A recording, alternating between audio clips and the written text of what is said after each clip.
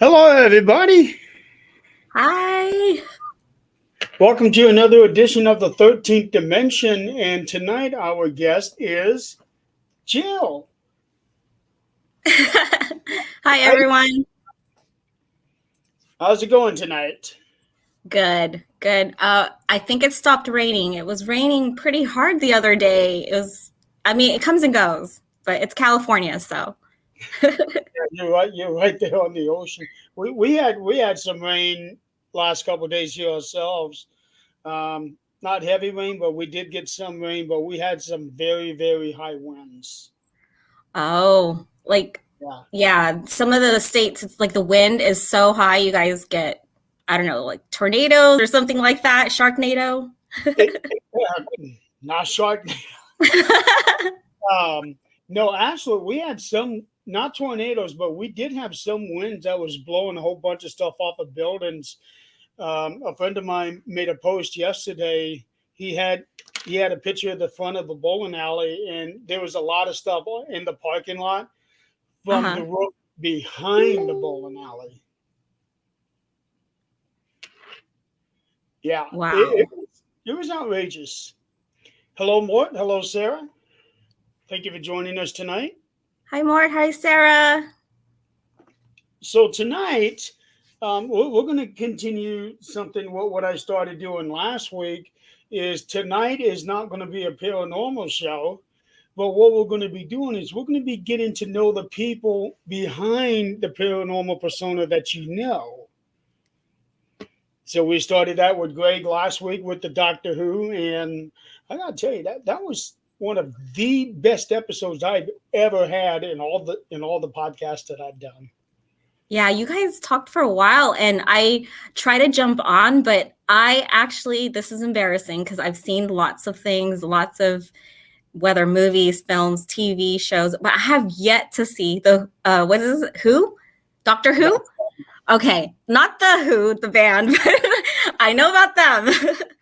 But Doctor Who, yeah, I'm not sure on any of that. So that's something I definitely want to check out because you guys make it sound like something uh, in the realm that I love watching, kind of things. Well, I'd never seen an episode of Doctor Who myself. Oh, really? So everything that Greg was talking about was all brand new to me. Oh, okay. So you had to learn too. Oh yeah. That was the whole purpose of the show. uh, Because I knew that Greg was a big, big Doctor Who fan, and he's also very heavy into British television. I wanted to learn about that. yeah. And and Sarah here, all she knows about you is that you love horror movies and chocolate. Yeah. Yeah. Sarah, don't forget about the Roman noodles. And the ramen noodles. Yeah, don't My forget about cooking. those Roman noodles. Yeah. Just a second. I know Nick is always correcting me saying ramen noodles, but no, it's Roman. I Yeah. think that even got started Roman instead of ramen. Yeah. You know what? I'm learning that. Like, I love all the soups, like whether it's ramen. I know there are different cultures, but I'll eat all of it and I'll try all of it. I mean, I'm Filipino, so I make pancit and I'm sure we have soups similar, but I'll eat all of that. We have something here called pho. So that's one of my favorites here. They have just restaurants that just sell pho. And it's like a noodle soup, hot soup. I have never heard of that. Yeah, I didn't either until I moved here. So yeah, we have tons of restaurants, and yeah, I'd have friends that they loved it so much. Once they lived here, they were like, "You want to go get some pho with me?" And I'm like, "Okay, I'm sorry, I don't know what that is. So, but I'm willing. What is it?" And they're like, "It's hot soup." So I'm like, It, "Oh, okay, I could do that." it almost like it could be an innuendo when you think about it. Yeah. So it's similar to the ramen, it's just like I think who was it saying? Sarah, maybe, that it's like a Vietnamese soup type soup. But we have like every type of Asian culture here as far as restaurants goes.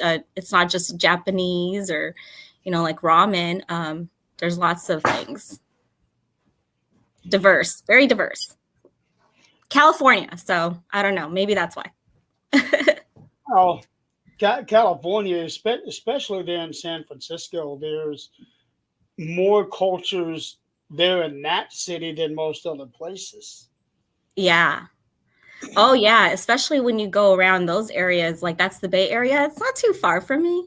I'm more in Central California now because this is where my family retired, um, or my dad, I should say. So we moved around a lot with the military base, the Navy base, and so that was a huge part of my life. Was you want to talk aliens? You know what I mean? Like we've traveled to lots of bases, and those were all really really interesting experiences. But my experiences with, like, say, seeing something like a UFO type thing, I was in Phoenix at the time when I saw the Phoenix lights. And Phoenix is a hot spot for those, though. yeah, like you don't have to necessarily live at the base, but I feel like they really navigate near military bases for reasons, because if you put yourself in their perspective, it's like they're interested in learning our research and what we know and how far are we advancing. They're just checking to see like their drone version. UFOs are like their drone version from wherever they're from to investigate us. You might not be far off from the truth on that. Yeah, that's just a vibe, I think, because I just look at it like if I'm them and I'm in their interdimensional, technology, I might be like, Earth seems like they're advancing pretty well. Let's go see what they're up to today, and let's drive past over these bases. Oh yeah, okay, they're doing all right. Come spy on us to make sure that we're not getting ahead of them. I'll probably not ahead. We'll probably never get ahead of them, but I think maybe, just maybe, they're giving us some kind of influence. Well, there is a lot of speculation that some of our scientists are using reverse engineering on some of their technology due to the crash of Roswell. Yeah, I feel And like that exposed it really. yeah, and Mm-hmm. somebody had said that the crash in Roswell wasn't just one ship; that there was like a total of 14. Hmm. Not all at that one time, but in a very short amount of time. Oh yeah. Yeah, it's like I think it's just that one where they didn't get there fast enough. The people that where there's a crash or something, a site, however you want to call it. Normally there's a cleanup really quick, like, okay, instantly almost, because they try to keep Right? track of all of that. And then every now and then, wherever it might be, so very isolated places, a human will see it first, Mhm. Earthlink. I like this comment here that Sarah said that we might be the Galactic reality show. I to be bluntly honest, they would probably view us the way that we view the housewives of whatever town. Mm-hmm. Yeah, definitely. I've seen those memes that Sarah's talking about, and they're pretty hilarious because when you think about it, it's like, okay, well, what's on this season's episode of Earth, whatever, I'm sure they have seasons of us as well as whatever other planets they're, Well, visiting. I can just about imagine the narration for today's episode. Up next on planet Earth, President of Russia is ready to. No, is it Russia? President of Get Russia. ready to launch some rocket. Yeah, Yeah, no doubt. I have no yeah. doubts of that, Sarah. You're It, probably on to it's something on either that. Russia or North Korea. It's always one of the two that I'm hearing crap from. Yeah. So okay, so your father was in the military. What branch was he in? What did he do? Well, Navy. So he wasn't actually on the ship, even though we had to stay on a lot of the bases like Pearl Harbor. Oxnard was a big one, but it's mainly because he did construction battalion, and they're called the Seabees in the military. And when he first signed up, they train with the Marines. And so, he got to learn all of that and experience all of that. So, but because he was in construction, he didn't have to be, up front in battle, that type of situation. But what they had to do, which was really kind of scary, was they would send them to these places that didn't have anything established yet and tell them, we need you to set up something here so that we can send our troops there. And so they'd send them there to a place to build it. And, so he was the builder. So he didn't actually go through the whole boot camp No, and they all. did. They did? Yeah. Okay, so I'm sure he's probably got about the same horror stories that my dad did when he went through boot camp. Yeah. Yeah, he doesn't talk a whole lot about it. Like, I feel like he's pretty private about any of it. And I remember, I grew up mostly in the 80s. And I just remember when he would be sent away for months, and we would have a chance or an opportunity to speak to him. He would be able to talk to us through some kind of, it's like a phone system that the military would use back then. And it was like, hi, Dad, we miss you. Over. And then, like Roger out, that kind of stuff. And it was fun, actually. And it was really neat. Like, it's just any opportunity he had a chance to talk to us through some way, some two-way radio or some kind of telephone system that they offer. But Mom would remind me, like, okay, we can't talk about where he's at and what he's doing for work. So it almost felt like, okay, what is my dad doing? Like, it's got to be so secret, secret missions. Yeah, Danny's a secret agent. His name is 00 something. Yeah, it's like very like Jason Bourne type, feeling, but I'm sure it wasn't all that. But, they had just to be very careful because they had sent them there to build the barracks and all the things, anything that they need, anything that the Navy needed done right away, even though there's nothing there for them to stay at yet. They would send the Seabees there and they would prepare it, and it was like really nerve-wracking because you're like, okay, but you're Americans and you're on like this territory area that who knows your surroundings, you're who's on our side, I should say. So we were always just like praying, like, okay, just be on guard, you know what I mean? And the part of just not talking about what he's doing exactly where, it's just because, just in case there's listening on the other ends of whatever other places. Oh yeah, even back then they had the capability of doing that. Mm-hmm. So it was always like kind of hush about that. Like we could just really just talk about family life and not anything about having to do with where he's at, location, why, blah, blah, blah. Like that had to be quiet. It was interesting. Because he was basically in not exactly enemy territory, but pretty damn close to it. Yeah, really close to it. And sometimes like right amidst like the people that they're needing to have their bases or, something that they're sending their soldiers to. And these are other countries. They're really abroad. They're like, that's the fascinating thing about the military life. We didn't really get to experience that. The families, they always put us in safe places, safe locations. And I grew up just around that. So I was telling my son the other day that we're riding our bikes on the base freely. It is the 80s and early 90s. So it's okay. Time was different. But we're riding around our bikes. And then all of a sudden we'd hear these sirens in the base, not sirens, but they're like these speaker systems where it's like it's like a salute song, like a trumpet song. And then we stop what we're doing, no matter where you are, what you're doing. It doesn't matter what, you could be midair. And we're riding our bikes and we get off and we just stand there and we salute.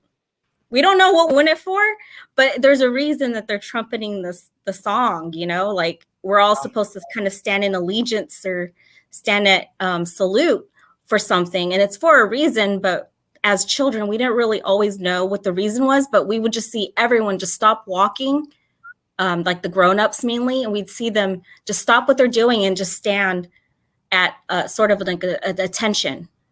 And that was the whole base. And so we figured it's out of respect. So then we would just stop what we're doing, riding our bikes, playing whatever, and just wait for the whole song to be done. It could be a few minutes, and then continue once the salute was done. Yep. It was interesting. Somebody is saying howdy, Facebook user. I'm guessing this is Denise because this is how she almost always addresses people. So I'm guessing Oh, that's Denise. Pat. Did, go Denise, ahead, yeah. Denise. Yeah. Mine has been really fuzzy today for some reason. Oh, So okay. yeah, a lot of things have gotten crossed. I'm guessing that's Denise. I think normally I think it's like the private page. They need to have some kind of, how do we do it? Like uh, Yes. permissions. They do a permission, but I just checked. She's on the universal page. yeah. So Or if yeah, it's like a private page or something like that, like our group, the universal page is a private group, so that's probably why it comes up that way. yep, yeah. Because I had to take the universal page to private, Mm-hmm. um, because the way that they had it with the public page, people can participate in the groups while not Mm-hmm. actually being a member of the group. So we were seeing a whole bunch of new people posting and commenting, but the membership number was staying the same. And I Oh, hated the fact that I had to take it private because I wanted to leave it open for people to come in, but it wasn't doing anything to our numbers. So once I took it private, then the membership number started going up. okay. So okay, so with the CBs, you said they're called. Yeah. So this, they spell it like SEABEE, like a CB, Okay, and then their mascot is, it's really cute. It's like a honeybee with his arms having like all the hammer, like sledgehammers, different tools in his hand with the construction hat. It's really cute. Um, Normally we have stuff around here that has it on here, but I'm not sure what they are. But and then but it stands for, C and B stands for construction battalion. So I just thought that's really clever. that is really cool. My dad had ever actually never told me about them. Yeah. He probably never even thought about it. But when they go over and do the construction, they at least have something to protect themselves with in Mhm. case they come under fire, right? Oh yeah, definitely. Like they had to learn all the normal boot camp. Like I said, in his training parts, in the beginning, the first year, he trained with the Marines. I mean, they were, digging. He was telling me that they would dig, the trenches and jump in and just like act like it's war kind of thing. And he had to do the whole thing, the whole training. So, the boot camp thing. And he was really young when he joined. So he just got out of high school, graduated high school when you can first join, but he was still 17 because his birthday's not till October. So he had to get permission from his mom, like saying, oh yeah, he's going away for boot camp and going away and doing all that stuff with the military. Are you sure you want to do this kind of thing? So, a few years later, then he met my mom. So then there's that love story. That was actually the same age my dad was when he went into the Marines, but he actually lied to them so that he could get in. Oh, he lied. Well, they Yeah, figure it all out, he, even if you lie. yeah, he lied to them so that he could get in because he wanted to get into the Marines Yeah. and he didn't want to wait a whole extra year. Yeah, that makes sense. I think that they're probably used to people fibbing just a little bit because they just really uh, didn't Captain America want to do that? Like, you fib just a little bit because you want to pass those preliminary tests, Yeah, because you want to fight for your country kind of thing. I think they're used to people fibbing just a little bit in the beginning.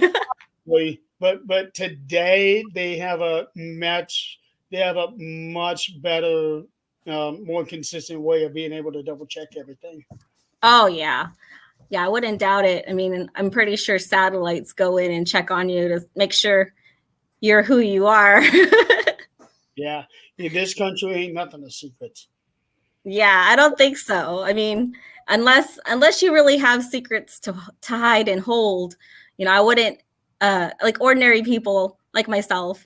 We don't have to worry a whole lot about why a satellite's floating above us, but if you're sort of like a Jason Bourne kind of identity, you know what I mean? Like you have a secret FBI life or however you want to call it. And it's Double like, life. why are people trying to kill me? Why? And I'm sure that's necessary. It's necessary to have that kind of thing going around because, just for our own protection, I'm sure there's people coming in just to live that double life so that they can spy for where they're from. I don't know. So, I leave it up to the officials to handle something that major. We do have a question here for you. How old were you when you started noticing your Oh, intrusion? okay. Oh gosh, I mean, from previous episodes, it's like as soon as you can talk and walk. So I didn't realize. I'm guessing birth. I'm guessing birth, but when you can form first memories, my first memories, they always say when you're psychic kids that you have imaginary friends, and as an adult, I wouldn't really call them imaginary. You just can't see what we can see. So maybe if your child is coming up to you or you're noticing that they're speaking to someone in the room that you don't see, children just automatically have that sort of vision. I think their spectrum of visual is a little different until they grow older, and some of them they might lose that ability, but for some of us it never went away. And so I think had it just other than being noticed, had it been like, say for me, if I'm experiencing that with my child, I would probably ask more questions like, well, other than who are you speaking to, like do more investigating, talk to them more, because your child probably has some gifts, and if they have those gifts, maybe I don't know, just make them feel comfortable to talk to you about it. Because I think for me, I mean, yeah, at the time there wasn't as much of awareness, and it was, it's taboo.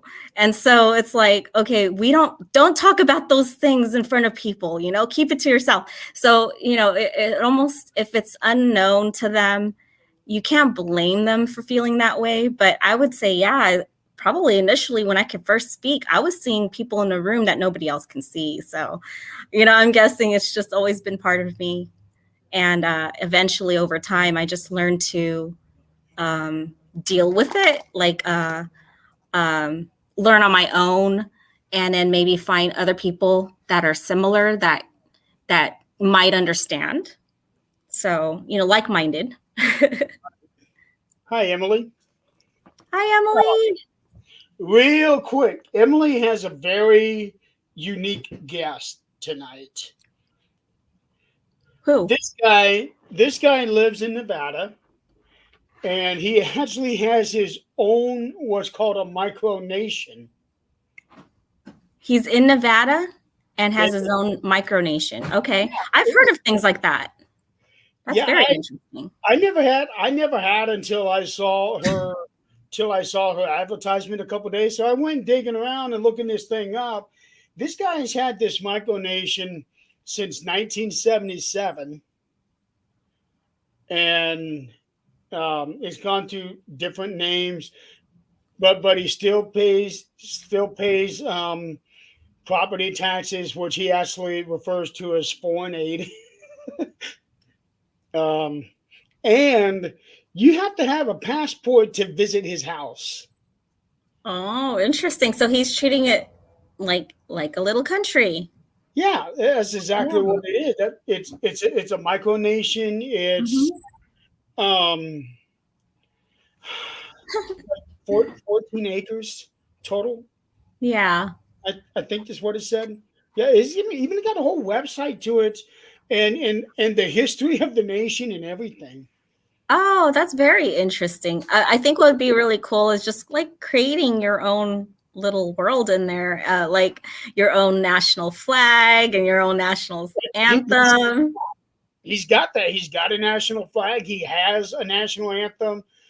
He actually he's gone through two or three national anthems, if I'm not mistaken. Yeah. And as Emily's saying, you're oh yeah, you can form your own nation.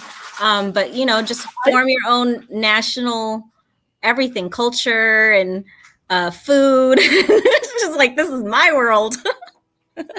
yeah, it's called Mo, I'm going to butcher this, but it's like Okay. Malosia. M Oh, I don't M know what O L O S S I A, I think. No, Emily, we do not need a things nation. yeah, let's do No, it. we don't need. No, No. We can have our own flag and our own salute, anthem, everything. I love this question. I am going to go with a yes on that one. He's invading our country. uh, he can have his own army. Yeah, so he lives just outside of Dayton, Nevada, which is Hmm. miles east of Carson City. Okay. And that's where I go through when I go to Reno, which is where I'm headed to Reno this year. Okay. And normally I would take 80 all the way through to Reno. But last time I went, I actually took the back road and got on. I want to say it was 93, and 93 took me down to Highway 50, and Highway 50 takes me into Carson City, and then I would take a right and go 20 miles up north. And just before I get to Carson City, I go through Dayton. Okay. So this guy lives just outside of Dayton on the north side. I looked it up, seeing where he's at. He's in the middle of some sort of a home housing division. Hmm. Yeah, it's crazy the setup that he's got there. He's got his house. Uh-huh. Oh, now you can visit without a passport. Oh, You okay. I was told gonna me say. yesterday, Emily, you got to have a passport.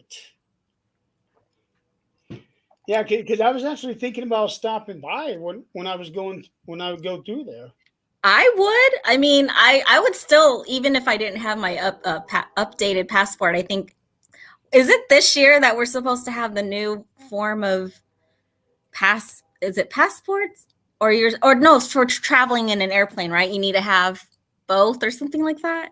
The only thing that I can think of what you're thinking about is you had to have some sort of a star on your driver's license. Oh, okay.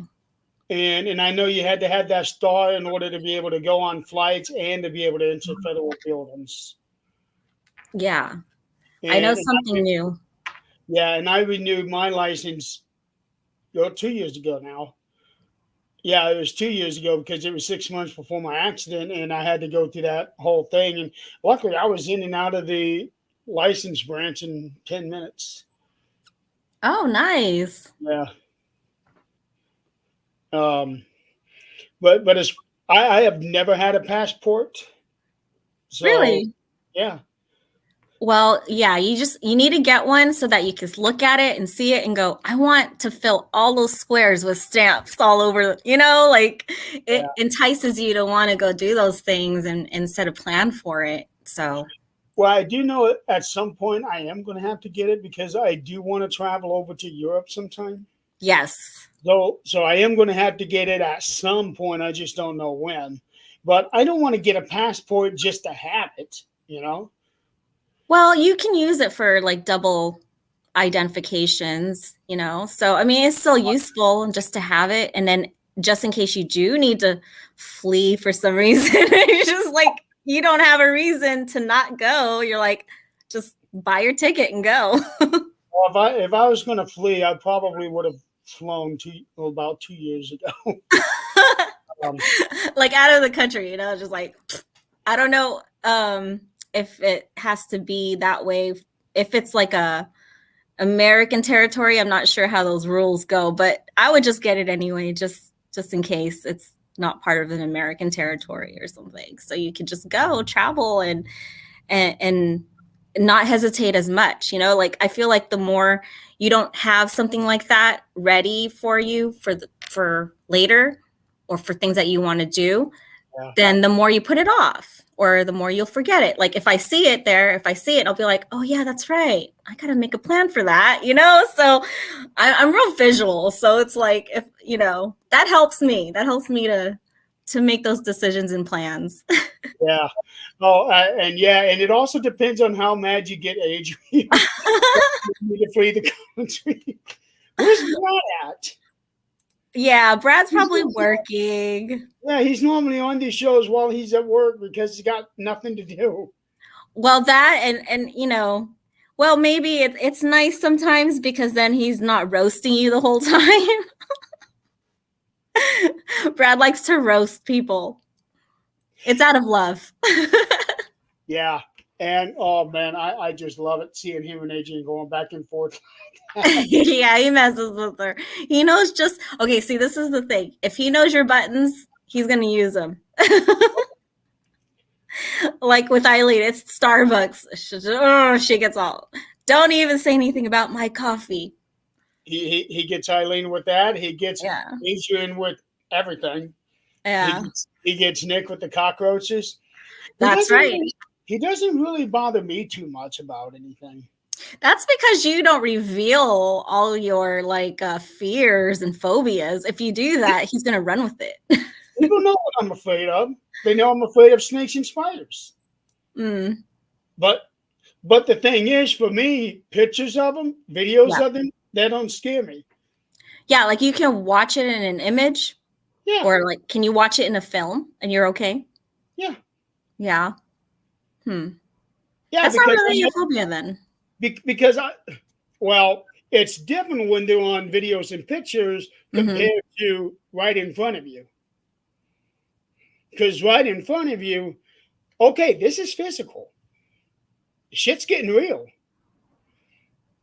Yeah. On videos and pictures, Okay. So, have you ever held a snake or touched it or petted it?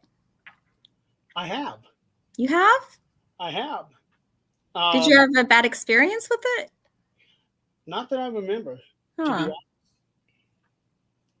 I was actually really young, probably 7 or 8, and we were living down in Florida.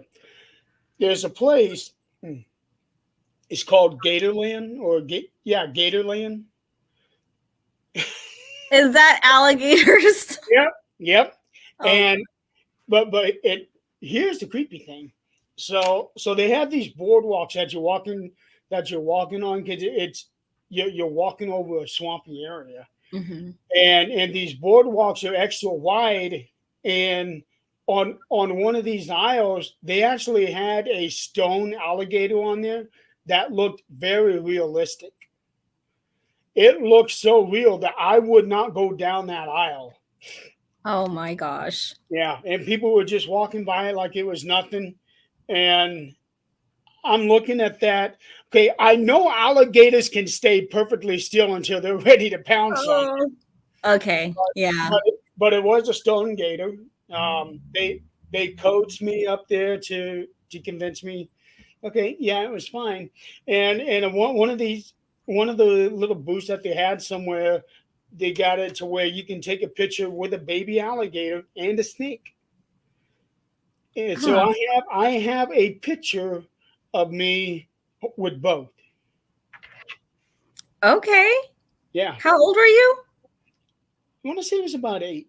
Oh, I've never done that. I did see this little kid in a video where he was swimming with it in like some kind of little pool where I guess Yeah, they could swim yeah, with the baby alligators. And I was like, oh, I've never had a phobia of it. But when I saw the video, I was like, I really can't see myself swimming with these baby alligators. Like they're just kind of like all over. yeah. No. And, and Sarah, I don't know if I would necessarily be the best therapist. 'Cause I'll tell you how it is. Notepad. Okay, The old school I, notepad. all right, I'm defeated. I give All up. right, let me write this down. No, just kidding. Uh, I got a mental note. but actually, yeah, Gatorland was really really awesome. They had so many different parks down there is, of course, you got Universal Studios and Disneyland or Disney, whichever one is in Yeah. Orlando. But they also had Lion Country Safari, Hmm. and it's like it's a drive-through zoo. Ooh. That's Yeah. like those jungle safari things, right? Like the animals are kind of like roaming around. You could just see That's it. them through your window.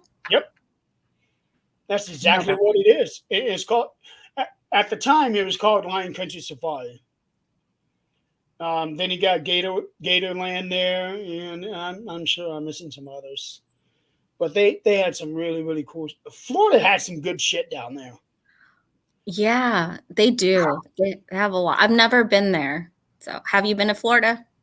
I used to live there. Oh, okay. That's where you went to.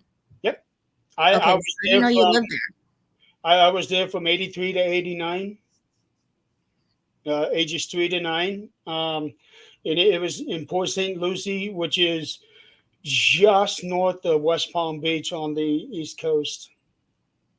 So we Hmm, were only 15 minutes away from the beach. nice. Yeah. I And have to make it to the East Coast. Like I've just been West Coast and Pacific Ocean. I've not seen the Atlantic. It just seems like a whole other world. the the East Coast is really something. I've been at the East Coast in Florida. I've also been on Long Island. There in New York. That oh man, that's a trip in itself. Oh, wow. Um, Washington D.C. was another really cool place to go to. Oh yeah, all up and down that East Coast. It's just awesome. But the one place I really want to go to is Maine. Maine. Yeah. Why is that? What's in Maine? Well, Maine is the birthplace of Pennywise, Jack Torrance. Um, but there's something about the atmosphere of Maine that just seems so small townish. Mm, And I've always preferred a small town mhm. with big town big town things, but I've always preferred small towns. Oh, Hmm. what's this here? Lobster festival? Yeah, probably. There's I a Do you like lobster? I've never had lobster. Hmm. Then you'll have to put that on the list. I've heard that lobster is real good. So Maine is known for their lobster then and blueberries. Do you I know you don't like strawberries, and that's where I was from in Oxnard. We had the strawberry festival and you were like, "Nope." Yeah. Blueberries, I think I would probably like it. For some strawberries, absolutely no. But yeah, Maine is very well known for its fishing industry. Mhm. Um, Well, you I, gotta like seafood then. oh, I enjoy seafood, but I don't. But the idea of seafood here in Indiana is probably just a little bit different from the idea of seafood on the East Yeah. Coast. Yeah, I always thought it was fascinating how some people can like sometimes they'll uproot their life and just like live on a fishing boat somewhere. I don't know, maybe probably Alaska or something like that. And then, just make a life out of that for however long they're out on the Oh, ocean. I don't know if I'd want to go that far up. I've actually considered it because I was like, I wonder if I could do something like that. Like, there's all these things that I'm just curious about how they do that and think, look at things as a challenge or Yeah. just something that you just want to try out for yourself. Well, And I do have I do have a friend that I went to school with. Her husband is in the military, so mhm. they move around a lot. And one of the places they lived in was Alaska, Hmm. and they were in Alaska. I want to say for about a year and a half. Okay, yeah. I Right think my now, mom I think they're in Chicago. Yeah, we had some family friends on the base that they moved to Alaska, but and the wife, which is my mom's friend, she's Filipino too, from the Philippines. That's how she knew my mom, and she hated it because she's like, she's from the tropics. I mean, we're like tropical people. Oh, there's Brad. There he is, We were just talking about you. Braddy. He's the Bradster. I have all these names for Brad depending on what he's doing. If he's acting up, then I'm like, you're bratty. Like, because he's bad. Bad Batty bratty. and Sarah, actually, believe it or not, I have actually thought about that. You know what? Yes. I agree with Sarah. Yeah, I agree with Sarah. It's maybe you're seeing something. I don't know if people consider like previous lives or whatever, but I really feel like, not talking in the sense of like religion or anything like that, just like talking about if there's a way for our souls to relive again and again, which is a possibility, then I feel like your passions, your interests, things that like you're just pulled to like a magnet, those are things you've done before in a previous time. You may have looked different depending, possibly you might have looked different, but I feel like your passions, things that you're just pulled to without really previous knowledge, that there's something there. There's a reason. Hello to whoever this is. And all is pretty well. Oh, that's Ryan. Hi, Ryan. Hey, Ryan, we need to talk sometime. I got some music ideas for you. How are you seeing the name? I'm going to the Universal page. Oh, okay. Yeah, because if it's a Facebook user, then it's almost always on the Universal page. Okay. Brad, are you at work tonight? We were wondering where you were. Yeah, he's probably at work. But yeah, I've always had this thing about being by the ocean, but normally down in the South. People don't see this very often, but I've got tattoos of pink flamingos and palm trees on my arm. I see that. Is that like the sailor or just from Florida? It's from Florida because my formative years were down there in Florida from ages 3 to 9. So that's what those are the first memories that I had. So every time I would go down south and I would see a palm tree, I feel at home. Yeah. But there's something about the northeastern coast that I have always had a very high curiosity for. So like Maine, like the lighthouse keeper. I'm thinking of like movies. Every time I get an image in my mind, it's like those movies. Just don't go crazy with it. Like that was a crazy time for people to have to keep lighthouses, I mean, where they had to do it in order to save lives, and then just live there and just in the isolation of it. And it's just extraordinary. Oh, I would love to have a lighthouse, even if it wasn't a working one. And though I am afraid of heights, I would love to go up to the top of the lighthouse and just hang out. And you know what? The thing is, if it's something that you're afraid of, you have to kind of inch your way through it to get through it, like almost just a little bit at a time. If you know that that's something that makes you nervous, just go up as far as you can go, as high as you can go without, the fear escalating. Right. And then a little bit more each time. And yeah, that's a therapeutic thing. I did have one fear before. It's not fear of heights because I got thrown in the air a lot when I was young. Like I had to do like stunts up in the air, Whee! Bring it on. I was bring it on character, literally. And so, that was something I could not have a fear of. But I have other fears, which is crazy because it's like the ocean. I think it's like the deep water, the abyss thing for me, just being underneath and not being able to get out. So, but I have a love for the ocean. So it's like, it's so ironic. It's like, okay, I can't be underneath it, but I could be near it and around it. And it's a huge part of my life. And you're getting close to it right now. Well, I'm close enough. I think the closest one is about 2.5 hours away. It's not too far. I'm close to everything. Yeah, we're close. Like we're in a good location to where you drive 1 hour one direction, you're in the mountains and snow.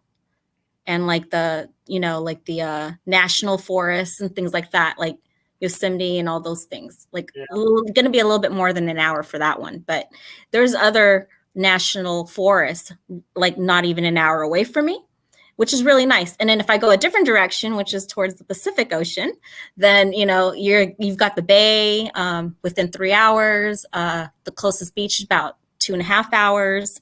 My old hometown, Oxnard's 3 hours away, or 3.5 hours away. So those are still long drives, though. There's still a long drive where we would try to go on road trips before, and everyone at the end of the trip is always, they can't hang as far as staying awake for 12 hours or whatever, like being out somewhere. So I was always the driver driving home because I have insomnia. So it's like, I'm the only person in the car that's wide awake and blasting music and singing and, alive, and everyone else is passed out. I was always the driver home on those road trips to the beach or something. I'm usually the only one in the car doing all the driving. I haven't done a road trip in forever, but I'm like the one person normally, if I'm not being a parent and all doing all those family things, before all of that, like the person I always was and still am is kind of like, you can call me and be like, I need to go to this thing right now. We need to go right now. I'm like, okay, hold on. I'll grab a bag and snacks and some clothes to change into in case it's an overnight. And I'm like, let's go. Like, I was always that person that they could just call and be and know that I'm ready to go. We can go. That's the scenario that Adrian just went through a couple weeks ago. Right. Exactly like that scenario where you're just like, it's something necessary for someone else. And, sometimes I don't really need a legitimate reason. It's just like. Okay. So with the road trips, what's the furthest that you have gone to, and what's the longest you've been away? The drives that I'm not a fan of is when we have to drive to Phoenix. It's like a 10-hour drive because we try to drive straight through without having to stay overnight. So it's like, that one's a little bit long, like sitting in the car for just 10 hours straight, stopping, just stopping for gas and to eat something. But it's like, you rotate your drivers so that you just keep going, keep going, keep going. So those are more common for us because we do have relatives in Phoenix. And, but the longer ones were like, without having to fly there, like if we had to drive, very many states away. And I don't even remember why we went there, but as family reasons, I'm pretty sure. Like, I think we went to go see family. I think in the very beginning, my dad said that, or at least my mom said that, when my dad first came here, he brought us to California, and then he didn't really have relatives right in Oxnard, so he'd rather drive my mom to Louisiana. So I actually started kindergarten in Louisiana, in Shreveport, Louisiana.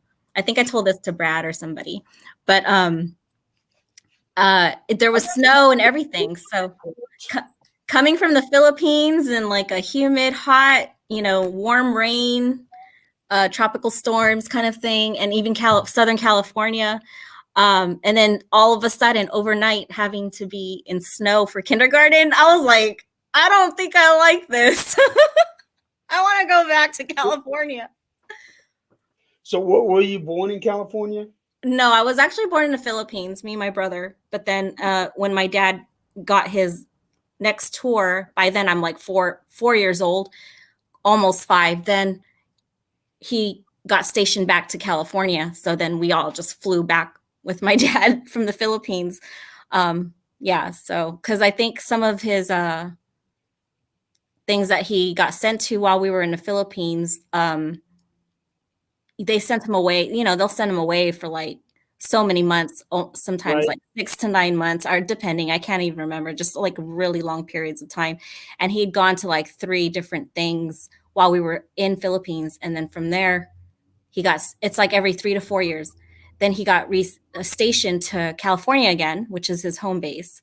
And then after that, we got sent to like a few years there, like 3 to 4 years there. Then we got sent to Hawaii with him. And they don't always, it's like every other tour, every other 3 4 years, the family either moves with you to that base. If it's, I don't know how that works. It's like, it's almost like alternated. And Yeah. then the next 3 years, we're at a base, and then he gets sent away to all these other countries where we don't get to go. So I was getting gifts all the time from him, in all those other countries, you know, like Spain and just all kinds of places that I'm just like so fascinated with my dad's life, you know, growing up. Sort of envious. I would imagine that they probably wouldn't have had you move there, Hmm. depending on how dangerous Yeah. an area could be. So, Hmm. so would I be right to say that your mother is a native in the Philippines? Yeah, that's where she originated from. That's where they met and got married. Because, Okay. you know, when he, I think for a lot of maybe young soldiers, you know, say in their early 20s, some of the Filipino women are very Oh, I know how it is. wifeable, you know. It's the culture where, I was born there, but I'm California raised. So I'm kind of a bad excuse for the original, culture, but I Do had to learn it. you know the native language? Can you? Well, back then, yeah, when I was like that young, the first 4 years, but once we moved, to California, and I did kindergarten and just grade school for the rest of the time of my life over here, then I forgot it. So my mom was like, "You used to know like 3 dialects," It's like, and then when I was really little, I didn't even really speak. I was like an observer, and I listened and watched everything, but I was really intelligent. I was just watching, like, like a wallflower, or whatever, just like standing there. People would forget I'm even there, but I was really, really observant. And then for a while, I didn't even speak. So it's like almost once you like little kids start talking, you can't get them to stop. Oh, I know. Right. So, but I would say I probably 5 years of my life, I was really introverted and really shy, and I didn't even speak, but it didn't mean that I wasn't intelligent at all. I grasped everything, and you're just sponges when you're that young. But Oh, eventually, as I grew up, my mom didn't speak to me with it because my dad is is white. So it's like we only spoke English at home. My dad doesn't know what we're gonna say. And but my mom, still, I did not realize that you can actually forget a language, mhm, especially if it was your first language. mhm. Well, my mom said she has this theory that if I was put in hypnosis, I would probably someone could speak it to me and I would know. And I did remember some of the things that she was saying, but it's just you just lose it if you don't use it. And so I would say even until my teens, I would hear my mom on the phone with her friends, and they would she didn't want us to know everything she's saying, she'd say it in Tagalog, or some whatever language Chabacano that they're speaking. And I'm like, I know you're talking about me. I know you said this. And she's like, I thought you didn't remember. I was like, I thought so either. But every now and then I think it kicks in. There's some kind of memory. A little Even bit. even now, does it? No, it's so far gone now. I think by the time I was in high school, I did have a Filipino friends, but because I couldn't remember the language anymore, I couldn't hang with them because they were all just speaking Tagalog, and I was just like a fish out of water, and like I wanted to hang out with them, but I was like, I have no idea what you guys are saying. So I was like, I'm gonna go. just gonna go walk around. You know, just you just feel like a fish out of water when you start to lose it. Okay. Um, Now, in the Philippines, did they have any kind of a paranormal culture? You know what? They're very superstitious people. So even on my birth, my mom said she had a friend, which now that I think about it, she doesn't really say the words, but it almost sounded Wiccan. You know, like she came in and was like um talking about how the baby spirit needs to be protected somehow. She was doing some kind of ritual stuff. So to me, it seemed like a lot of like Wiccan things, like say maybe saging and putting some kind of uh what do they call them? Not really, are they called tokens or things that you hang, you know, like for blessings and things. Um so Uh, it Blessing. The only thing I can think of would be dream catchers, but not those are yeah. not necessarily for blessings. Yeah, I don't know. I'm feeling it's like a Wiccan type situation, but yeah, like Talisman. talismans, yeah, something to where it's supposed to be protective towards, because apparently in some cultures, you know, a baby's birth, like your soul, your spirit needs to be first protected because it's almost like whatever else, if you believe in that kind of thing, wants to take the baby's spirit or soul or something like that. So it's to protect the newborn. And I don't really know enough about like the different superstitions. Like I'd Okay. have to learn that. So, so, I, to go along with the Philippine Mm-hmm. uh, culture, like what Emily was asking Mm-hmm. earlier, because Hawaii, they Yeah. were islanders themselves, and Oh yeah. so I would imagine that they probably, okay, she's asking about experiences there, but I would imagine that they probably have their own culture paranormally as Mm-hmm. well. Yeah, it's a big one. You know, the best person for the research of it is Nick.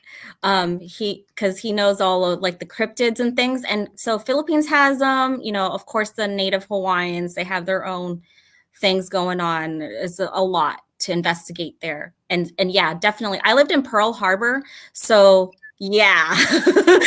It was very active. Whew, yeah. Yeah, Yeah, I I even remember yeah. a few weeks ago when Greg was doing the show on World War II, Uh-huh. and I was looking up to find that there are still two ships there in the sea Mhm. where the very tops of them are still above water. Yeah, I saw it. I walked over it, and I remember I still have a memory of looking over because it's like a monumental, like a Yeah, yeah. yeah. So you can see it, and it's really eerie. Like I can't even express how it feels because you just have to go there and do it yourself. Like that's all I can really say about it. It's just so extensive what you feel from this. It's overpowering. Like it's not just like the human nature of the experience, but seeing it there, and like for me, I could almost put myself in the spot of the people that went through it. So it's really really overwhelming. And but in a sense it's a good thing still, because you know we need to have those things part of us as a reminder of the history of what we've gone through, lessons. But when you go there, the experience of it, you don't have to be psychic. Like you can just, it's overpowering, and it's just something like definitely put it on your bucket list if you get a chance to. It's a really eerie feeling to look upon it and see it clearly right below you, like you almost like you can reach out and touch it. It's that close. You're that intimate with history right beneath you, you know, like right there. And it's just amazing. It's a very amazing feeling and experience. And it still sits with me. So like I remember that time we did that ghost box and we were pulling the sailors from the ocean, the naval, we were picking up spirits from naval things. I was getting glimpses of that and feeling it. Like I could almost like hear and see them in the ship and what was happening at that moment. It was so Right. surreal. Well, I can just about imagine how it can be because not only did a very traumatic and tragic event happen there, but water is said to be able to hold energy. Mhm. Hell, water is energy, It is. and since that happened in the water, yeah, I can just about imagine the feelings that people would get there. Oh, so much. Like, and I was just a child visiting the monument. And I mean, I absolutely loved my experience, my 4 years in Pearl Harbor.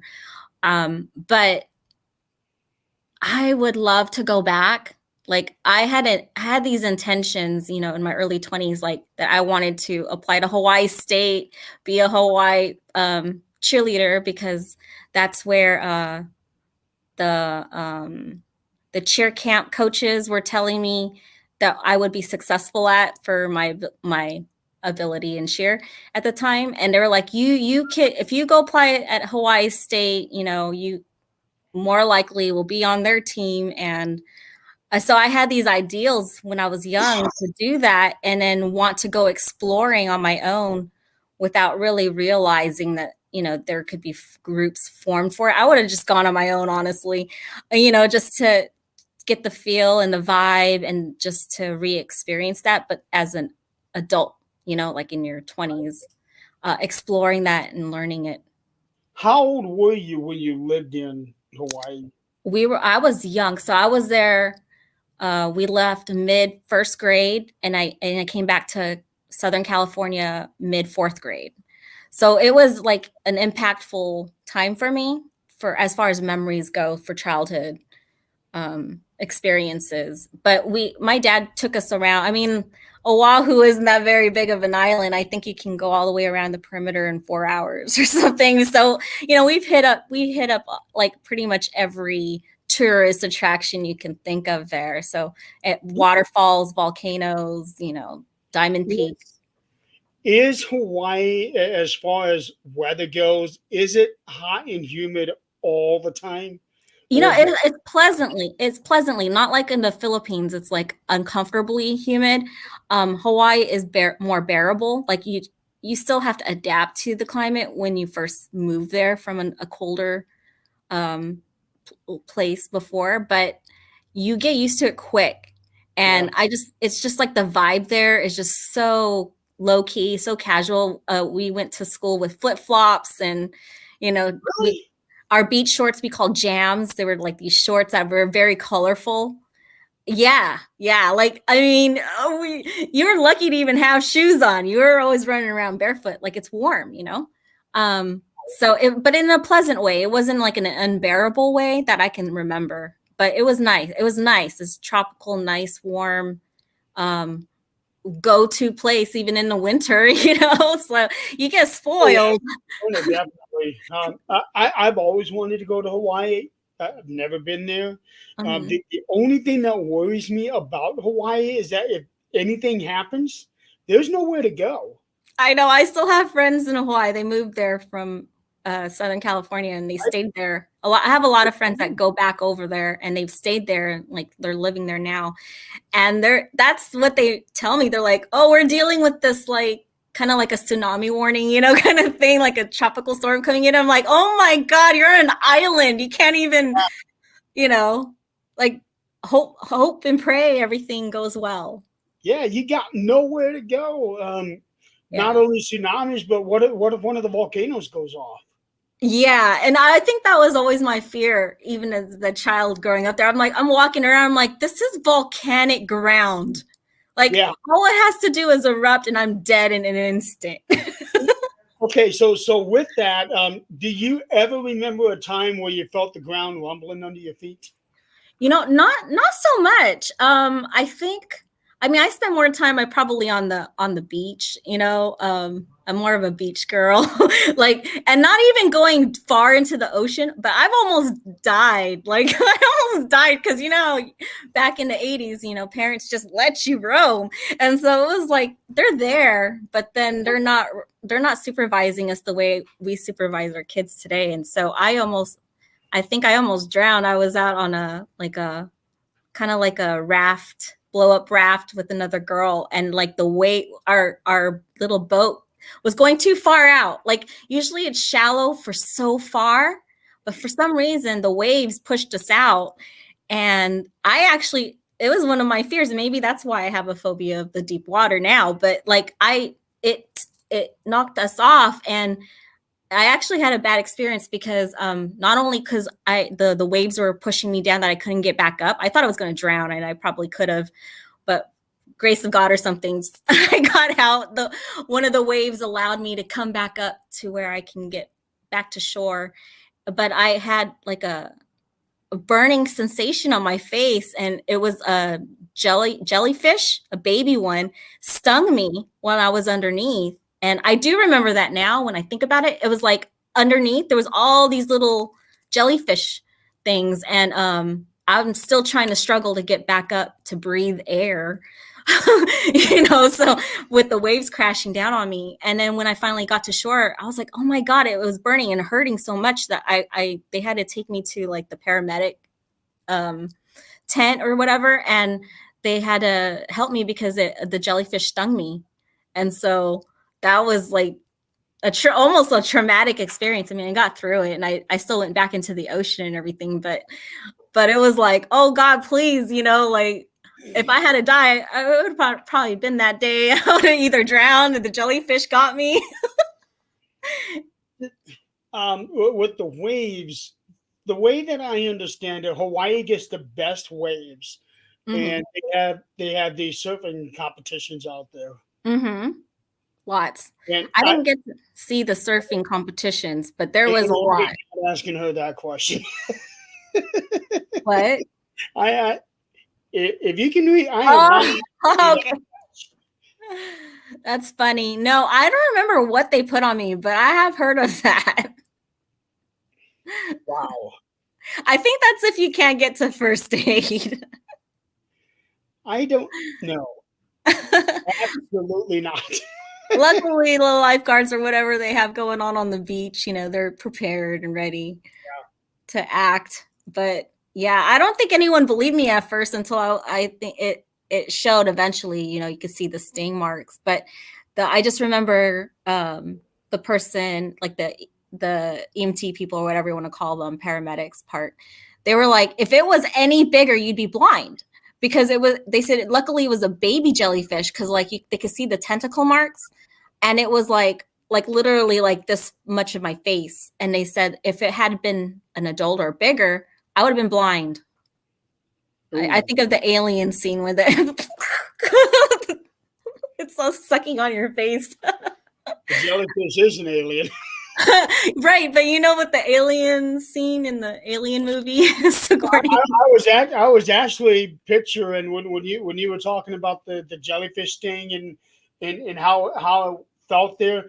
The image in my mind came from the original It, when Pennywise was sprayed by the inhaler on his face, and all of a sudden everything just started melting, and that was what came to my mind when you were describing the thing about the jellyfish. Yeah, that's a good one too. A good example of it. I just remember that felt like. Well, they luckily it wasn't an adult one to where it was my whole face, because I just still remember being underwater and seeing something gelatinous floating around me, but there were so many. So it was like a pool of them. It was a pretty scary experience. Hi, Carl. So are jellyfish prominent on the beaches? I think they come like kind of like in tides. So I wouldn't say so, but I remember I have more memories of fish swimming along my legs and my feet. Like they're just so comfortable with humans, and there would be like these big fish in the water so clear you could see them swimming right next to your legs and feet. So you really can't be afraid of that. It just felt weird because if you I know a lot of people describe that when they go to the Bahamas and the Caribbean. The fish are right there where you can put your fingers down in there, and they come and nibble your tips. Yeah, I would say that the fish are more prominent than jellyfish and things like that. But don't be surprised, if it just happens to be that one instance where, like for me, it was just that one time. I mean, I had been in the ocean many of times swimming in it, but it was just that one time that I got,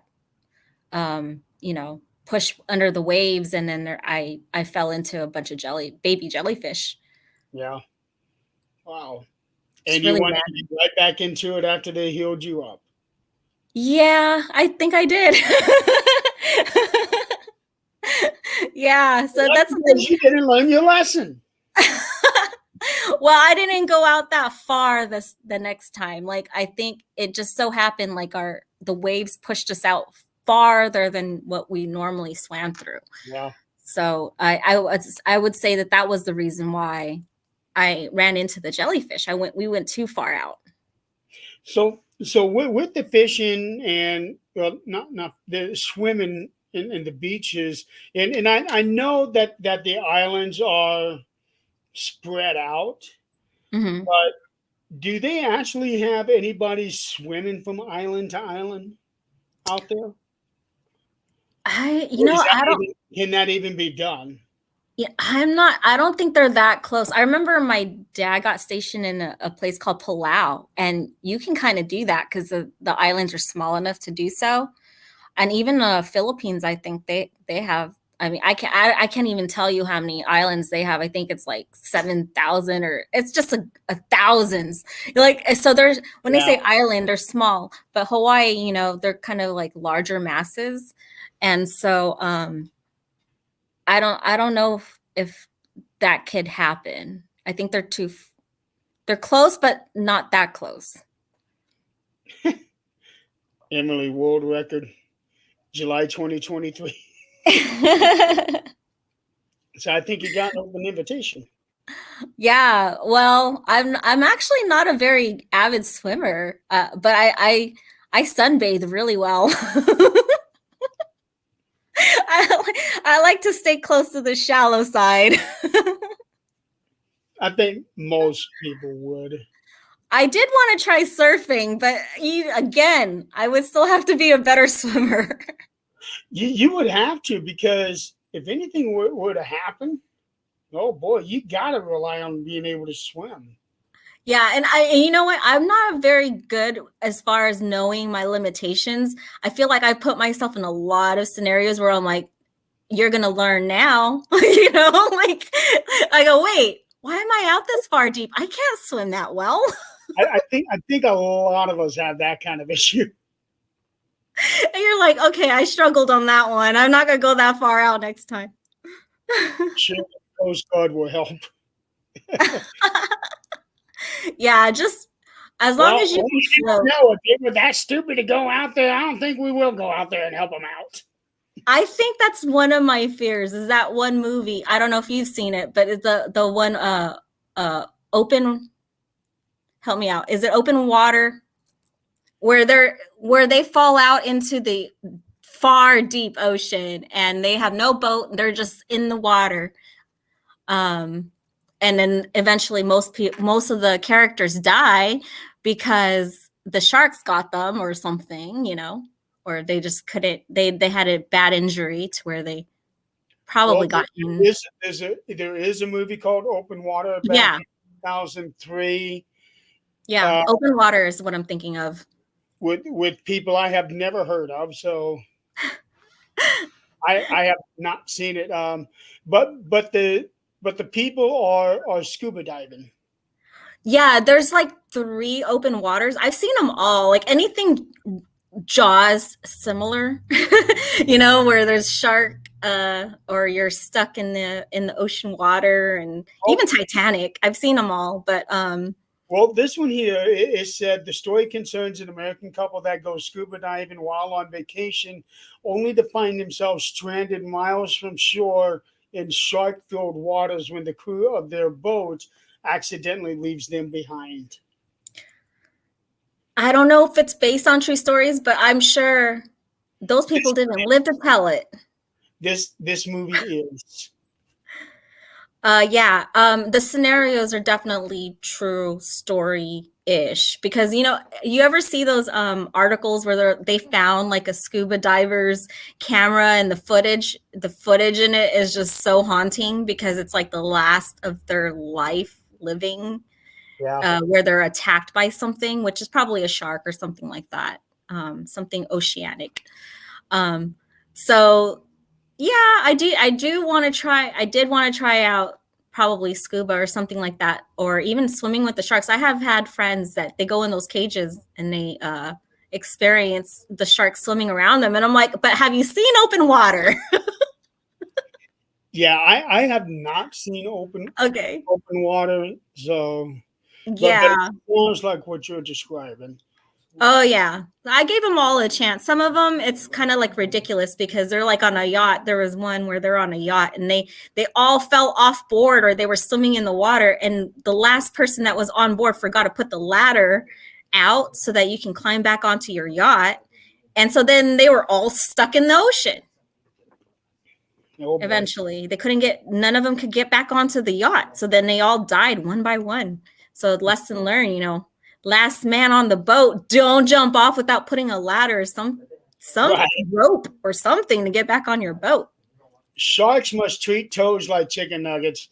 And you know what, Sarah, I had to bring that up because right before the show, I had chicken nuggets for supper Mm. I had with yeah. garlic buffalo sauce. That's Yeah. that's good. That's what I'll eat a lot of ocean animal, I guess, fish or whatever, all kinds of things, but I will not eat a shark because you do not eat something that ate a human. You just don't do it. Like, I don't even think it's legal, right? Like, we're not really supposed to be eating sharks. I don't know. I don't know. I know it's illegal. You know how they have some people they want the shark fin. So it's a thing where you know it's kind of like black market where people are fishing the sharks, cutting their fins, and then just letting the shark die. But it needs its fins, to live and survive and swim. So yeah, there's some. Okay, so Sarah just said that shark fin is illegal. It's illegal because I think you can eat a shark, but the whole shark fin thing, it's like because they're fishing out there and just basically slaughtering the shark, cutting its fin off to sell it for the black market, and then they just let the shark sink to the bottom. He can't get around or swim. Okay, so what is the appeal of a shark fin? I'm guessing it's a delicacy, and I've never had shark, but like I said, I refuse to even try shark meat because I'm like, it probably ate a person at some point. My luck, it probably has. It probably ate a human. It's the shark that when they accidentally fish it out, and then check its belly, it's got Shark is all the scuba diver goggles. So Sarah just said the shark is all cartilage. So that to me that would seem like it'd be a little extra stringy, wouldn't it? Yeah, I'm not too sure. I mean, I try to catch things, that I see on Discovery because I am interested in all kinds of topics, but I don't know enough about it. So you're probably a fanatic when it comes to Shark Week, aren't you? Yeah, like yeah, you'll see us get all giddy and be like, "It's Shark Week, you guys." I am the opposite. When Shark Week is getting ready to start up, I see people posting about, yay, shark, shark, shark. I'm like, shut up. I try to stay calm about it, but I definitely am totally aware when it's Shark Week. I'm like, "Oh, yes." So, So yeah. you were probably freaking out over the Sharknado movies. Yeah. So, yeah, I try to watch everything shark. I tried to watch one of them Sharknado movies. I just couldn't. I Yeah. tried. I Yeah, just couldn't. Oh, I and like Shark. I forgot about that one. oh, yeah. Yeah. I like more like the documentaries on things versus just like spoof movies. I'll still watch it just so I can have an opinion. You know, like I hate when there's something out there and people are talking about it and I have no awareness of it. So I think I just watch things just to form my own idea of it, my own opinions for it, you know, and that way I could say, yeah, don't waste your time. And the crazy thing is that there are so many different um, types of shark. Mm-hmm. Because the general, at least in my opinion, the general look of a shark is just like the great white shark. But there Yeah. are so many different varieties of shark out there. Oh yeah, for sure. Like the one that baffles me is the hammerhead shark. Right? How Yeah. how can those things see? Yeah. I yeah, off to the side. I see you. Hey, the safest place for me to be right in front of you. Yeah. Have you watched the Meg? Have I you watched? have. How Mhm. is that? Good. I liked it. Mhm. Positive review. I liked it. Okay. Now, I I'm don't curious to watch that, and I know that they were at least thinking about making a second one. yeah, I was going to say I haven't like I liked one, so I don't know anything on two. But I'm looking forward to being able to see that because I that was a real shark, you know, in the past. This Yeah, huge, gigantic dinosaur shark. So yeah, um, and I if there is a case where they may have witnessed it somewhere again, I wouldn't doubt that just because the ocean life is just so vast. We just really can explore all the places that we want to explore and know more about. they say that we've only explored like less than 10% of the entire ocean. Mhm. So the kind of discoveries that are out there that we don't know about. Mhm. We know Exactly. we know more about outer space than we do about our ocean. Yeah, and that's why Earth is so fascinating if you're, you know, from another universe or something visiting because we just have so many species that we don't even know ourselves have discovered yet. We can't even get to some of them depending on, you know, the reaches of it, especially if it's ocean life. Yeah. Some of Um, it's so far down that we can't get to it. the species that would live there, and thinking about the kind of species that can withstand the water pressure down there. Hmm.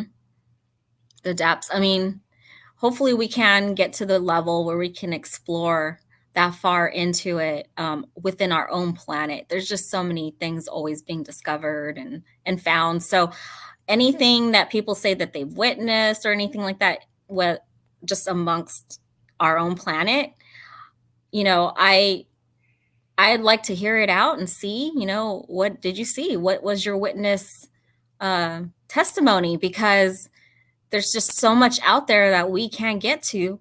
So it's Right. really fascinating when someone, for example, survives a situation where they witness something. I even imagine with like the Bigfoot type, Sasquatch type creatures, like how many people got too up close to where they couldn't come home and tell about it. You know? Um, the thing that gets me, there's a lot of conspiracy theories out there about the oceans, including that aliens have secret hideouts on the ocean bed. And Yeah. to be honest, that wouldn't surprise me because really that would be the best place to hide. Yeah. I mean, they have people witnessed, you know, what we call UFOs to come out of the water. And I Go in. wouldn't I wouldn't be surprised because it's like a whole world under there, bigger than the surface world. Yeah, and also I have seen clips where people have found ancient cities and ancient statues and structures underwater, Hmm. and it makes you wonder. Okay, how did it get underwater? Um, was it originally underwater? Which I'm going to guess it wasn't. Hmm. And Yeah. aliens in Antarctica. Emily, I've actually got a story Mhm. that I wrote a few weeks ago that explains what's underneath Antarctica, the Antarctica ice.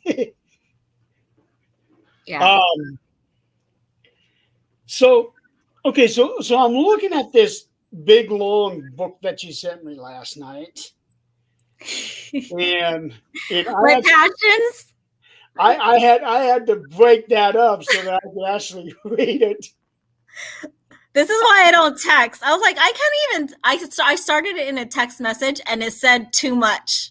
It said I couldn't put any more characters in there, so I had actually, yes, I had actually cut out the text message. Like select all, cut, put it into Messenger so I can send it to you. Gee. And I continued to type. So I was just like, this was supposed to be a text message. How sad. So this is why I cannot text you guys, because wait for the novel. My response is a novel. I was wondering why it came to a text message and came to a messenger instead of to text. I had to. Uh, it says in here that you enjoy photography. I do. I've always loved photography, and I have a camera that's fairly nice, but I want to be upgraded to like how professional photographers are, and I'm really fascinated with that. I could see myself 10 years from now where I just explore in my van or Jeep or something and just go to landscapes, and whether they're monumental or not, I mean, you could just be in the moment and just have my camera with me on hand all the time and just capturing all of this, and hopefully sharing those moments with people.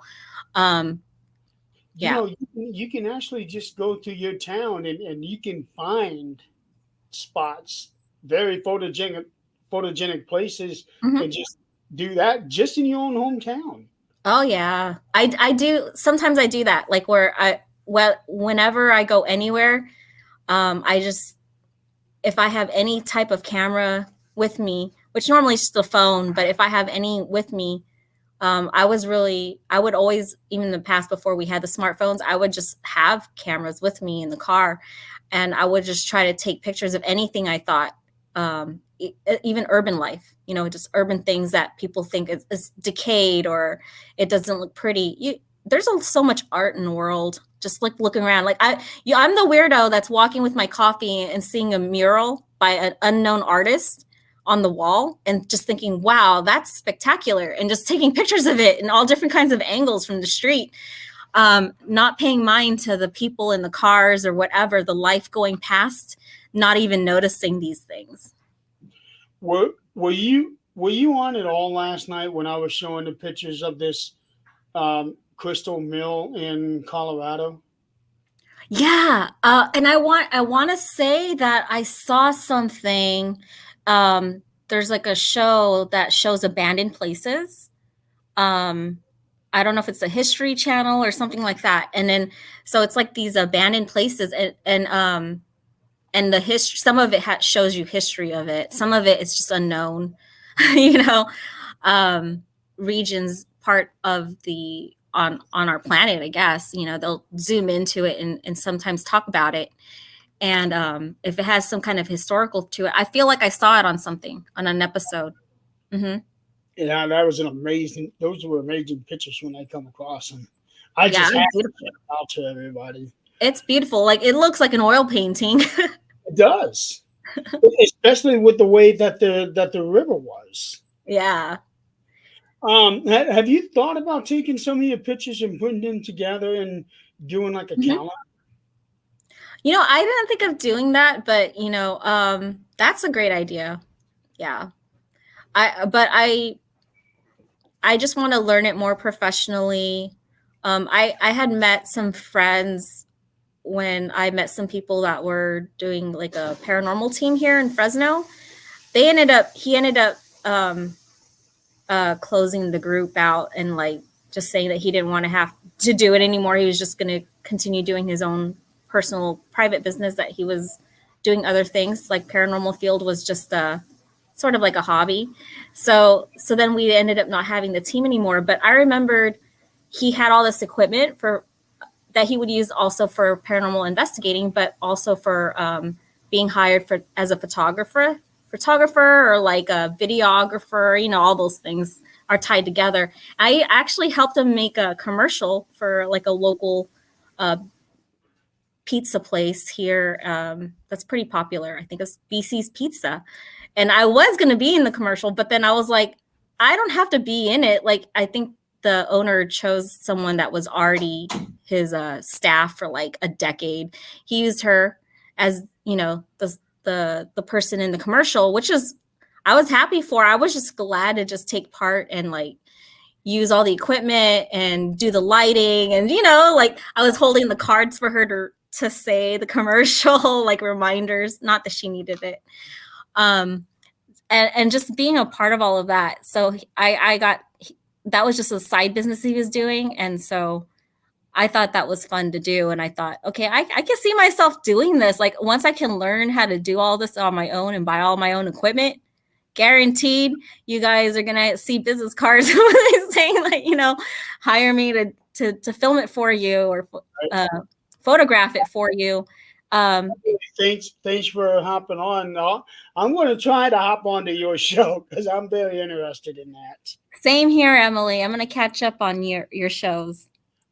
It's amazing what you can learn. Not only what you can learn that you can adapt to the paranormal field, Mm-hmm. but what you can learn in the paranormal field and use it somewhere else. Yeah. And photography and videography, those are prime examples right there. Oh yeah. Like once you learn the techniques, the equipment, I mean, you could just run with it and just use it for your own investigations or whatnot. You know, just it's basically utilizing the knowledge and the skills that you pick up on along Right. the way, and just yeah, that way you're not necessarily hiring other people to do it for you. You're just doing it yourself. Exactly. Mm-hmm. I'm looking over here, this big list that you sent me, Oh, and and you have actually talked about this before. You talked about this quite a bit on Fear Fans, but you used to manage a movie theater. yeah, when I first moved back here, you know, like I said, my family ended up retiring nearby. There was a base nearby Fresno, and Fresno's the biggest city closest to it. Um, I actually lived on that air base growing up, 8th grade to 10th grade. So I have a lot of friends in that area or from this area. But I didn't grow up in Fresno, but we had a lot of relatives here, and my grandma lived here. The house I'm in, my dad had bought this house originally for her to run as a boarding house, but she had passed away when I graduated. Really? So we just kept the house and we continued to run it as a business. So when I, you know, was in college by then, and my dad had to restation back near Fresno, he was like, Jill, I think I was in Oxnard. I was trying to do things on my own with my relationship, but that ended. So he's like, just come back here at home, go to college here in town, and just stay at the boarding house, rent free. Just keep going to college, keep doing your thing, you know. And you basically, So, I'd be have eyes you and always ears. lived in that house? I This haven't is always lived here, but when I was at that time, you know, my dad offered that for me to be able to go to college here, to continue, you know, doing my life goals.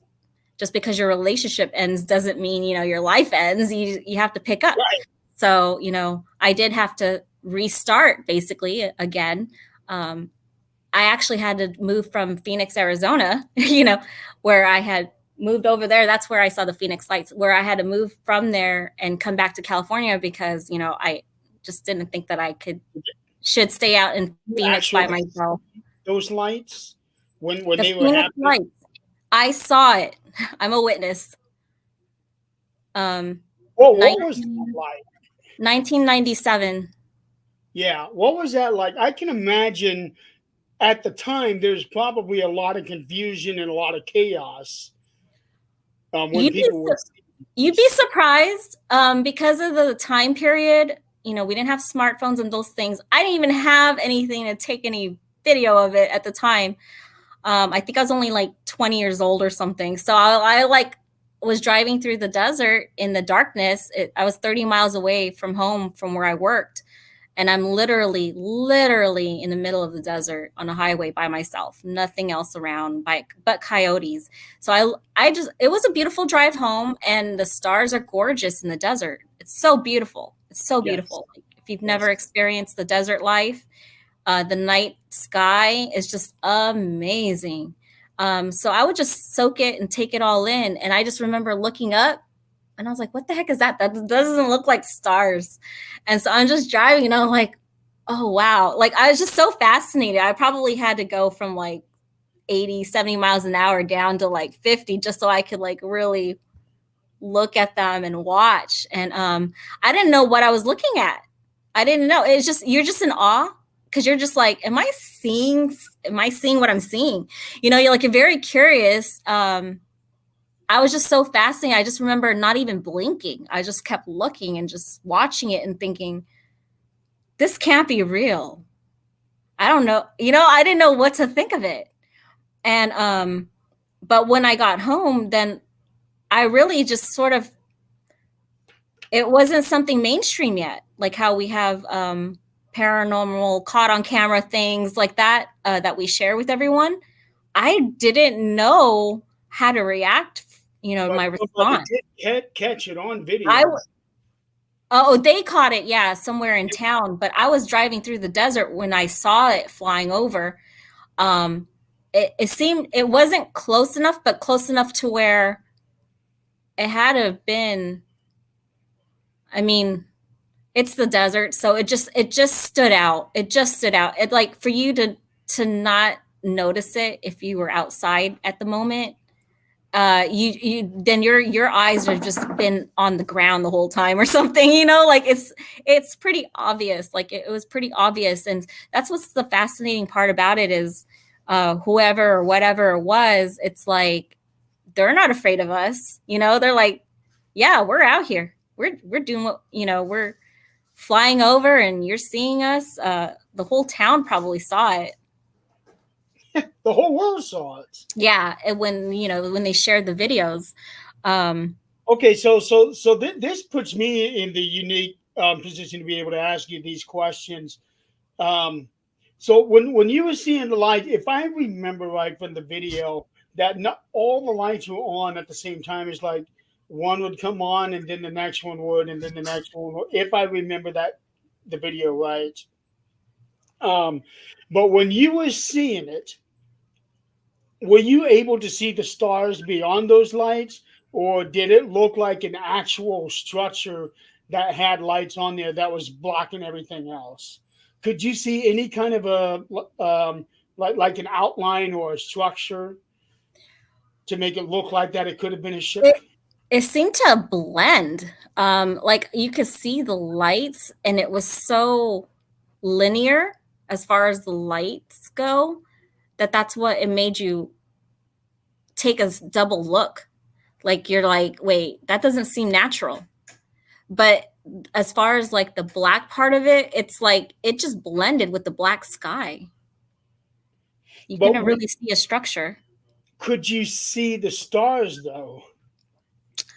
That part I can't remember. It was like this. It seemed to be like an object of lights that were linear or even triangular, Yeah.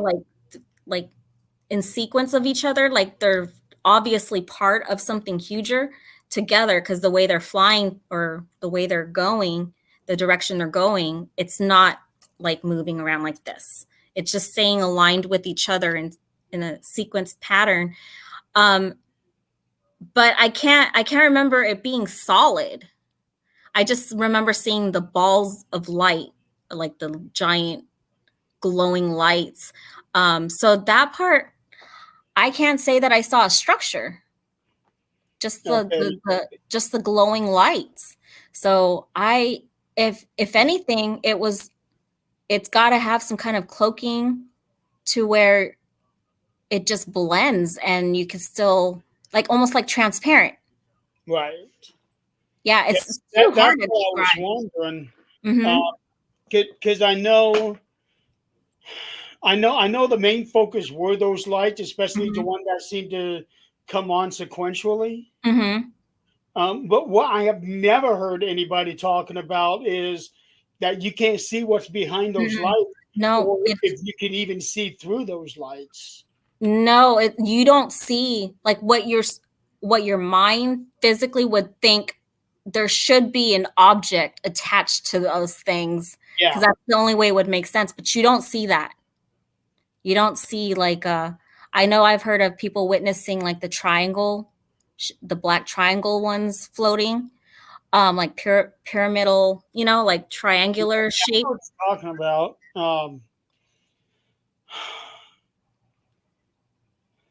I've never witnessed that, but because that seems to be solid. But why I saw what didn't have that, it's almost like it's cloaked, like it should be there, but you don't see it visually. Almost as if those lights could have been free floating entities by themselves that were just in some sort of a alignment. No, because I have seen those. Those were different. I have seen where they're apart from each other, but sort of flying near each other, maybe in the same directional way. But this one was different. It seemed to be attached to a structure that you cannot visibly see. That's not solid like the pyramid ones that people see. Interesting. It was just, I wouldn't say it wasn't there. It was invisible, you know, but the lights were not invisible. And I know the media frenzy that next day was, oh, Yeah, because I'm like, I honestly didn't even see any news clippings. So I actually went to bed that night not looking or, checking on any other people's witnessing of it. It wasn't until much later when I even knew that there was a term for it. Like, I didn't even know, at the time, I mean, of being so young, I didn't even really grasp the experience until later, when I was like, oh, so they have a name for what I saw. Okay. Interesting. I have only ever heard it referred to as the Phoenix Lights. Yeah. But I didn't know. I mean, at the time when I was seeing it, I had no idea that it never crossed my mind, the UFO thing and stuff. So that definitely intrigued, sparked my interest to be more aware of that particular thing. Hey, Adrian. Hi, Adrian. Hey, your prey was here an hour ago. He ran off before you could get here. Um, did, Oh, did yeah. you You know? know what? Did I ever tell you that I used to live in Phoenix as well? No, you never told me that. I never knew that of you. When we left Florida in '89, we went Uh-huh. to Phoenix, but we were only there for a year. Oh, okay. Long enough. Yeah, What part of, long enough to know that it got cold in, at Christmas time. yeah, were you there during the winter? Like the whole year, basically. You saw the season. From like May of '89 to May of '90, something Oh, like that. okay. So a full calendar year. I actually didn't even get to live there for a full year, but because we had relatives there, I was more familiar with it. But when I got to live there, I think only got to stay there, like live there, um, from July to February. So it wasn't even a whole year, Okay. or Yeah, March or it something like was, that. right at about a year before we left, and we came to Indiana, and hadn't left Indiana since. We've been to different places in Indiana, but yeah. Hmm. I've yet to be in Indiana. I'm always envious of my friends that have marked all the states that they've been through in our country. And I'm just like, oh, I need to get out more. I think I'm like I've actually done that. I think I'm at like 36 or 37 states. Cities and states. Keep track of all your cities and states. I don't know. I think I got to see glimpses of some from like layovers, from passing. I got to stay in Tennessee once for like a week, and Ohio for 2 weeks. Tennessee is nice. Oh gosh, it's beautiful. But I was actually there for like a work thing at the time. Um, And it then was, there you go. You have an open invitation to Colorado, and let me tell you this: she says you have free room and food. That woman can cook. I know, I want to learn her recipes. We would Yeah, need to get your cooking show yeah, on. I'm yeah. trying to learn here. Like, it's so funny because I'll see foods that I know I probably will love. I love food. So that's another thing I didn't actually write in the message of passions. Believe it or not, I do like cooking, but my family will be like, that's interesting. That's interesting. I'm gonna take out. And I'm like, you guys don't want to try my food? It's almost like they're scared because they're like, it's like an Well, let, experiment. let me tell you this: if it takes you 5 hours to make ramen noodles, we have a Yeah, no. What happens is I turn on music and I start dancing and it's like the ADHD thing where you're like, oh, I was doing that, right? I was cutting vegetables, I was doing this. And then I start dancing and I start doing all these other things. yeah. You actually do have dancing here on this list somewhere. I do because Sport. well yeah, that I said it was a I huge Yeah, it I was still love singing and dances as that was a big part of me growing up. And yeah. oh, you did plays and musicals. I did. I did plays, I did musicals, I was singing on stage. I was a performer growing up. So that was a big part. Like if there was going to be a play of some sort, I was like, sign me up. I want to try. Not saying that I could sing very well, but I can mimic or kind of like do a cover fairly well. My dad says I can hit the notes. Okay. Okay, so with plays and musicals, at least the ones you can remember, because I know that a lot of people forget some plays that they were a part of. What were some of your favorite roles that you have done, or your favorite plays that you have taken part in? Um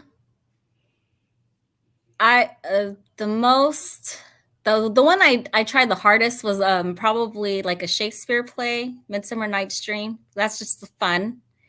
And then it was a little more serious, but the musical parts are like anything we get to do any dance skits to, which a lot of times you're on stage and the drama teacher wants to do a dance sequence. So my favorite probably was we called it the variety show. And so what I thought it was going to be more of a play because I was used to doing those kind of things where you learn a script and you're an actor and you have scenes and you have your character and you build on that. But the variety show was like just a bunch of different dance sequences, almost like a how do I say it? A variety show. So it's like we would have a scene or a dance or a skit for so many minutes, and then you end that, and then the next comes, and the next comes, and it's like a 2-hour thing. So we're just kind of rotating and changing outfits and doing all these different dance and sing-alongs on the stage. And sometimes it's a huge group. Sometimes there's only a couple of us on the stage. And that was probably my favorite was that variety. It was called Variety Musical Show. And it was during the era of VHS. And so I actually have these VHS tapes that everyone keeps saying like, oh, well, when you find your tapes, get it reprinted on digital so we can share it with one another. So I need to do that. Did you guys ever do Grease? I didn't get to do Grease, but whenever, obviously I love musicals. So growing up, I think my mom she's the one that introduced me to all the musicals, Sound of Music and Grease and all of it, all of them. West Side Story. I was singing along and dancing to it in the living room. And as a grown up or even a parent, when my child was small, he loves dancing and singing too when he was young. I would just break out in Mary Poppins songs in the living room, or like any musicals that I can remember. So how well did you do supercalifrag? Yeah. How well did you do that one? Oh, I very didn't do well. that at all. Very well. I sang along to the whole movie. Wow. Yeah. So yeah, those were movies for me were growing up. So I wish, definitely wish that musicals can have a comeback, or at least be a mainstream part, of our movie going experiences. I think we should do more. Like they should make theaters where you could take part in it somehow, like like get up off your chair and Well, every submerge. now and then they come out with a musical movie. I know that they had Todd Sweeney a few Mm-hmm. years ago with Johnny Depp in it. Mm-hmm. Um, and I heard that they were doing or have done a remake of West Side Story. Yeah, I still like the originals on most things, but yeah, anything like that, even if it's like a remake of it, I'm willing to watch and enjoy it. You know, that's a joy to Yeah. watch. I think I favor that more. I think it's just really part of my growing up, like when you have good memories of something. Um, that's where Well, I'm a probably lot of getting it us from. had grown up to a lot of musical movies. Like I grew up to Mary Poppins. Hmm. Uh, Definitely. I even remember some older ones. Was it called bed knobs and broomsticks? Things like that. Bed You Knobs. remember? That is actually one of my favorite movies to watch. Yeah. Yeah, It's yeah. especially for the last third of the movie when it's them in the old house going up against the ghost army. Hmm. That's one of my favorite sequences there. And then there is the one where they are singing under the ocean. Hmm. That's my favorite too. Yeah, the briny sea or something like that. Hmm. And then another really good part is where they're playing basketball against the animals. Yeah. Yeah. Yeah, They're that so clever. that is one of my. I am a huge Angela Lansbury fan. Uh, Hmm. my favorite work of hers is Murder She Wrote, Me too. I and watched a lot of hers. yeah, I have all of those on DVDs. The only things I don't really have are the TV movies that she did after those seasons. And but Hmm. after Murder She Wrote, Bed Knobs and Broomsticks, Hmm. and then she was evil in The Manchurian Candidate. Oh gosh, yes. So such a opposite. What what is this? I am guessing that's from Bed knobs and broomsticks. yeah. Hmm. I don't recognize that, but I She said it's been released on DVD. Yes, no that's got I think that's one of the spells. it is. She sang a line from the movie. Yeah, that's one of the spells, I think. Oh, her trying out those spells and it flubbing up. Funny. Um, Oh, you know what? Earlier you asked me too about the theater, and I sidetracked to the Phoenix Lights. Sorry about that, but but yeah, I did get to manage a movie theater for a few years, so that's why I fit in really well with that, because I love movies. I became a movie buff at that point, because we had to about that. we had to.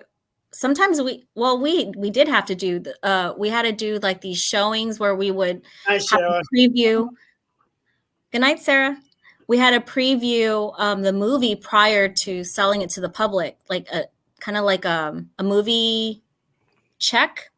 I don't know how to word it. So every now and then, if it was something that everyone wanted to see before the public got to, that we were like, oh, projections has to do a Oh, movie preview.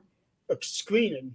Yeah, it's a screening, but we just did it privately amongst the staff. That Oh, okay. yeah, because it's like projections or the management had to preview the movie, make sure it's a good reel before we sell it to the public. So we were like, hey, you guys, midnight showing. We're going to do a midnight showing when we're closed box office. If you want to watch this movie that's not out in public yet, we're going to movie preview it. So then we just make a thing out of it. We'd all show up in our pajamas and have our bowls of popcorn or bags of popcorn, and it was fun. So what is it? No, there's a thing online called it where you get to look at it first before it goes public. They Well, do that sometimes with yeah. albums and books and things like that. Now we did have screenings, and then that would be like say a local radio station. They would make these, we call them movie passes, which is it's almost like an advertisement in like a postcard type ticket, and then they would hold it. So they would hold the movie screening prior. It's like way before like the public get to buy tickets for it, and it's special. It's like a special movie screening, and then so a bunch of us would also, as long as the radio station gave us passes to watch it, but we were basically the auditorium that's holding it, the theater that's holding it, because at the time we didn't really have a whole lot of like big movie style auditoriums, and so I was one of the lucky people in my town that got to have the first megaplex in Fresno. I mean, like other cities, like major cities, like say LA and other places, they already had megaplexes. And so normal towns, you only have a movie theater that's only like holds 8 to 10 auditoriums. The megaplexes, I had 21 screens in the building. And then outside in a separate building where you got to walk through the plaza, but close enough to where I am, is the IMAX. So I got to run both theaters. So that was a really interesting life for 4 years, So 21 in one. In one building, yeah. 21 auditoriums. And the other? And then the IMAX was a separate, it's like this giant, its own building with a giant screen that's so tall. So just one screen. Yeah, but it's huge. I mean, I can't even when I would go up to the top, sometimes I would dare myself to go to the very top level where the projectionist window is against the wall. The seats go like that. Yeah. I get dizzy. It was so high. I thought I was going to fall over and die. Like I couldn't do it. Like my heart would race. I'd have to go down towards the middle. Like it would, the way the seating was and how high it would go. I couldn't go up that high. I was like, I can't do it. I felt sick. I thought I was gonna fall off. Wow. So with 22 screens that you guys had, did you guys have it timed out so that the staff members were busy all the time with the concession stands and the tickets, or were there periods where there's nothing to do? Oh yeah, we had a lot of downtime. Depending on, we have your peak times. So for me, I was the night staff because that's your peak is, you're real busy. But the first showings, which were like at 10 or 11 a.m., wasn't very busy at all. So if you got to do the morning shift, I feel like, yeah, you had every now and then you had like spurts of, a lot, but it was the night shift where I had to form lines outside of the building just to the people coming ahead of time, especially when it was like major, like Star Wars and things like that. I I remember when one of those came out, and Yeah. I went to the theater to watch another movie, uh, Hmm. and when I was coming out, there was a whole line of people just waiting to get into the theater. They had already bought their tickets, they had already got their food. Now they're just waiting to get inside the theater to sit. Oh, yeah. So we made a big thing out of it, knowing that we would have tons of people showing up. I mean, it was there wasn't any giant megaplexes nearby Fresno, so everyone from the smaller towns would come to Fresno. So we, those opening years, it was like the whole city plus all the surrounding cities were all coming to us. It was really overwhelming. So that's why we had to just form lines all outside, and we'd make a thing out of it, like almost kind of like a public party, I guess, like neighborhood party or something. We would have guests appear, do signings, like if we can get people that are more like celebrity type people to show up. But you guys Um, are close enough to where you could be able to get some of the TV stars to yeah, come up and do that. yeah, like I think I had eventually. I didn't really do a whole lot of PR. I mostly ran the theater, like as far as like box office and just like all like the staff and just how things flow. Okay, so with that, did you guys determine which theaters got which movies and how many theaters got this particular movie, or is that something that was already given to you guys Yeah. based off instructions from the production company? I would say that we would get, depending on the reels, how many reels we got of it, then we would make so many auditoriums for it. So usually there's already a set plan because we already know like what movies are coming out, so we can set up for that in a way. So it rotates enough weekly to where I'd have to adjust, everything for that. But it was sort of pre-planned, but depending also on whether the reels are good, because that's why we would preview the reels prior to selling it off to the public. That's why we would have our midnight showings, because it's like I have like say if it was a big weekend and we had like 5 movies all opening on the same weekend, then I'd have 5 auditoriums at midnight, putting at least one person in each auditorium, if not more of us, to preview the whole reel to make sure there's no that it's a good reel to to sell to show. Okay, yeah, I was going to ask you about that. What if you got, let's say, five wheels of the same movie? Yeah, then you have to play all of them. Yeah, So and yeah, we would have to do it when we were shut down, like done with all like selling of all the movies, and then all the auditoriums. Maybe there's only like a handful of auditoriums out of 21 that are still playing a movie to where there's still patrons, but all the other ones that are emptied, we'd put the new reels on there and run it.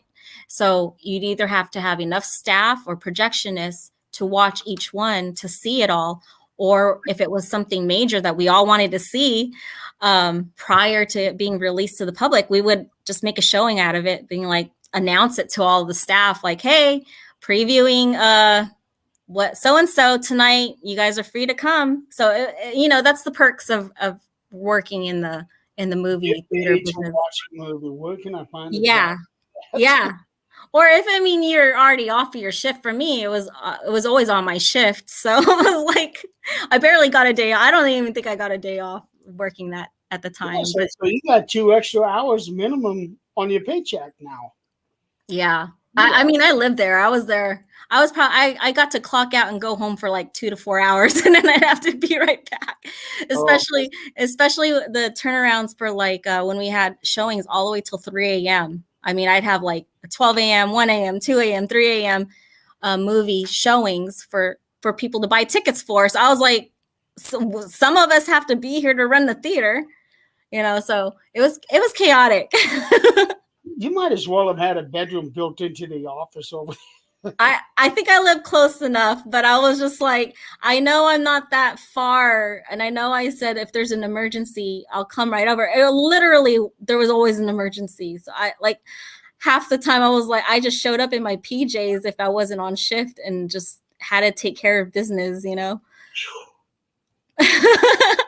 Not me. When I'm home, don't even bother calling me. I'll come back when I'm scheduled to come back. If you have an emergency, call someone else. Leave me alone. Yeah. Yeah. That's Sometimes you give your blood and soul to things sometimes and you're like, why am I doing this? right. Yeah. I got a few things to say about that that some people would not necessarily be happy about. Yeah. Um, yeah, you got on here saying that you would volunteer for events at the church. Yeah. So when my son was real little, like to where I could take him out after 1 years old or more, all the way till his preteens, we would go to church a lot. I was a part of it a lot. So any kind of things that they needed volunteers for, I try to do it if I can. Until COVID hit, because then at that point, then they stopped doing a lot of things service wise at location. It was more like, I don't know, satellite type, like watch a sermon on video kind of thing. So it took a while for them to get back into doing things in person. But prior to that period, I had a lot of fun, especially during the holidays. We would do like a table where what was that, Christmas tree lane here is huge because it's been, I think they just celebrated 100 years of doing Christmas tree lane recently, like I think last Christmas. And so prior to the 100 years, I mean, it's a big thing here for Christmas time. And so our church is so close to the Christmas tree lane that we started doing a thing yearly at that point, to where we had like a welcoming table and you could park at the church and then just walk across, like really really close by, to we're like free parking. We have tables and those warm tower things, could stand next to the heaters outside. So we had a setup right there because we wanted people to come, but we were really doing it for the people that were coming to walk Christmas tree lane night. There's like a walking night where no cars are allowed to drive through it.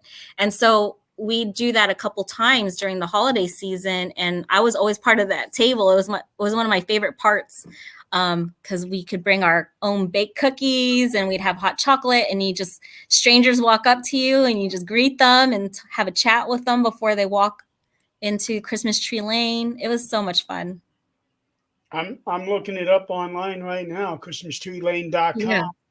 So they haven't been able to do the Christmas tree walking night because we just haven't gotten back to that level yet as far as COVID goes.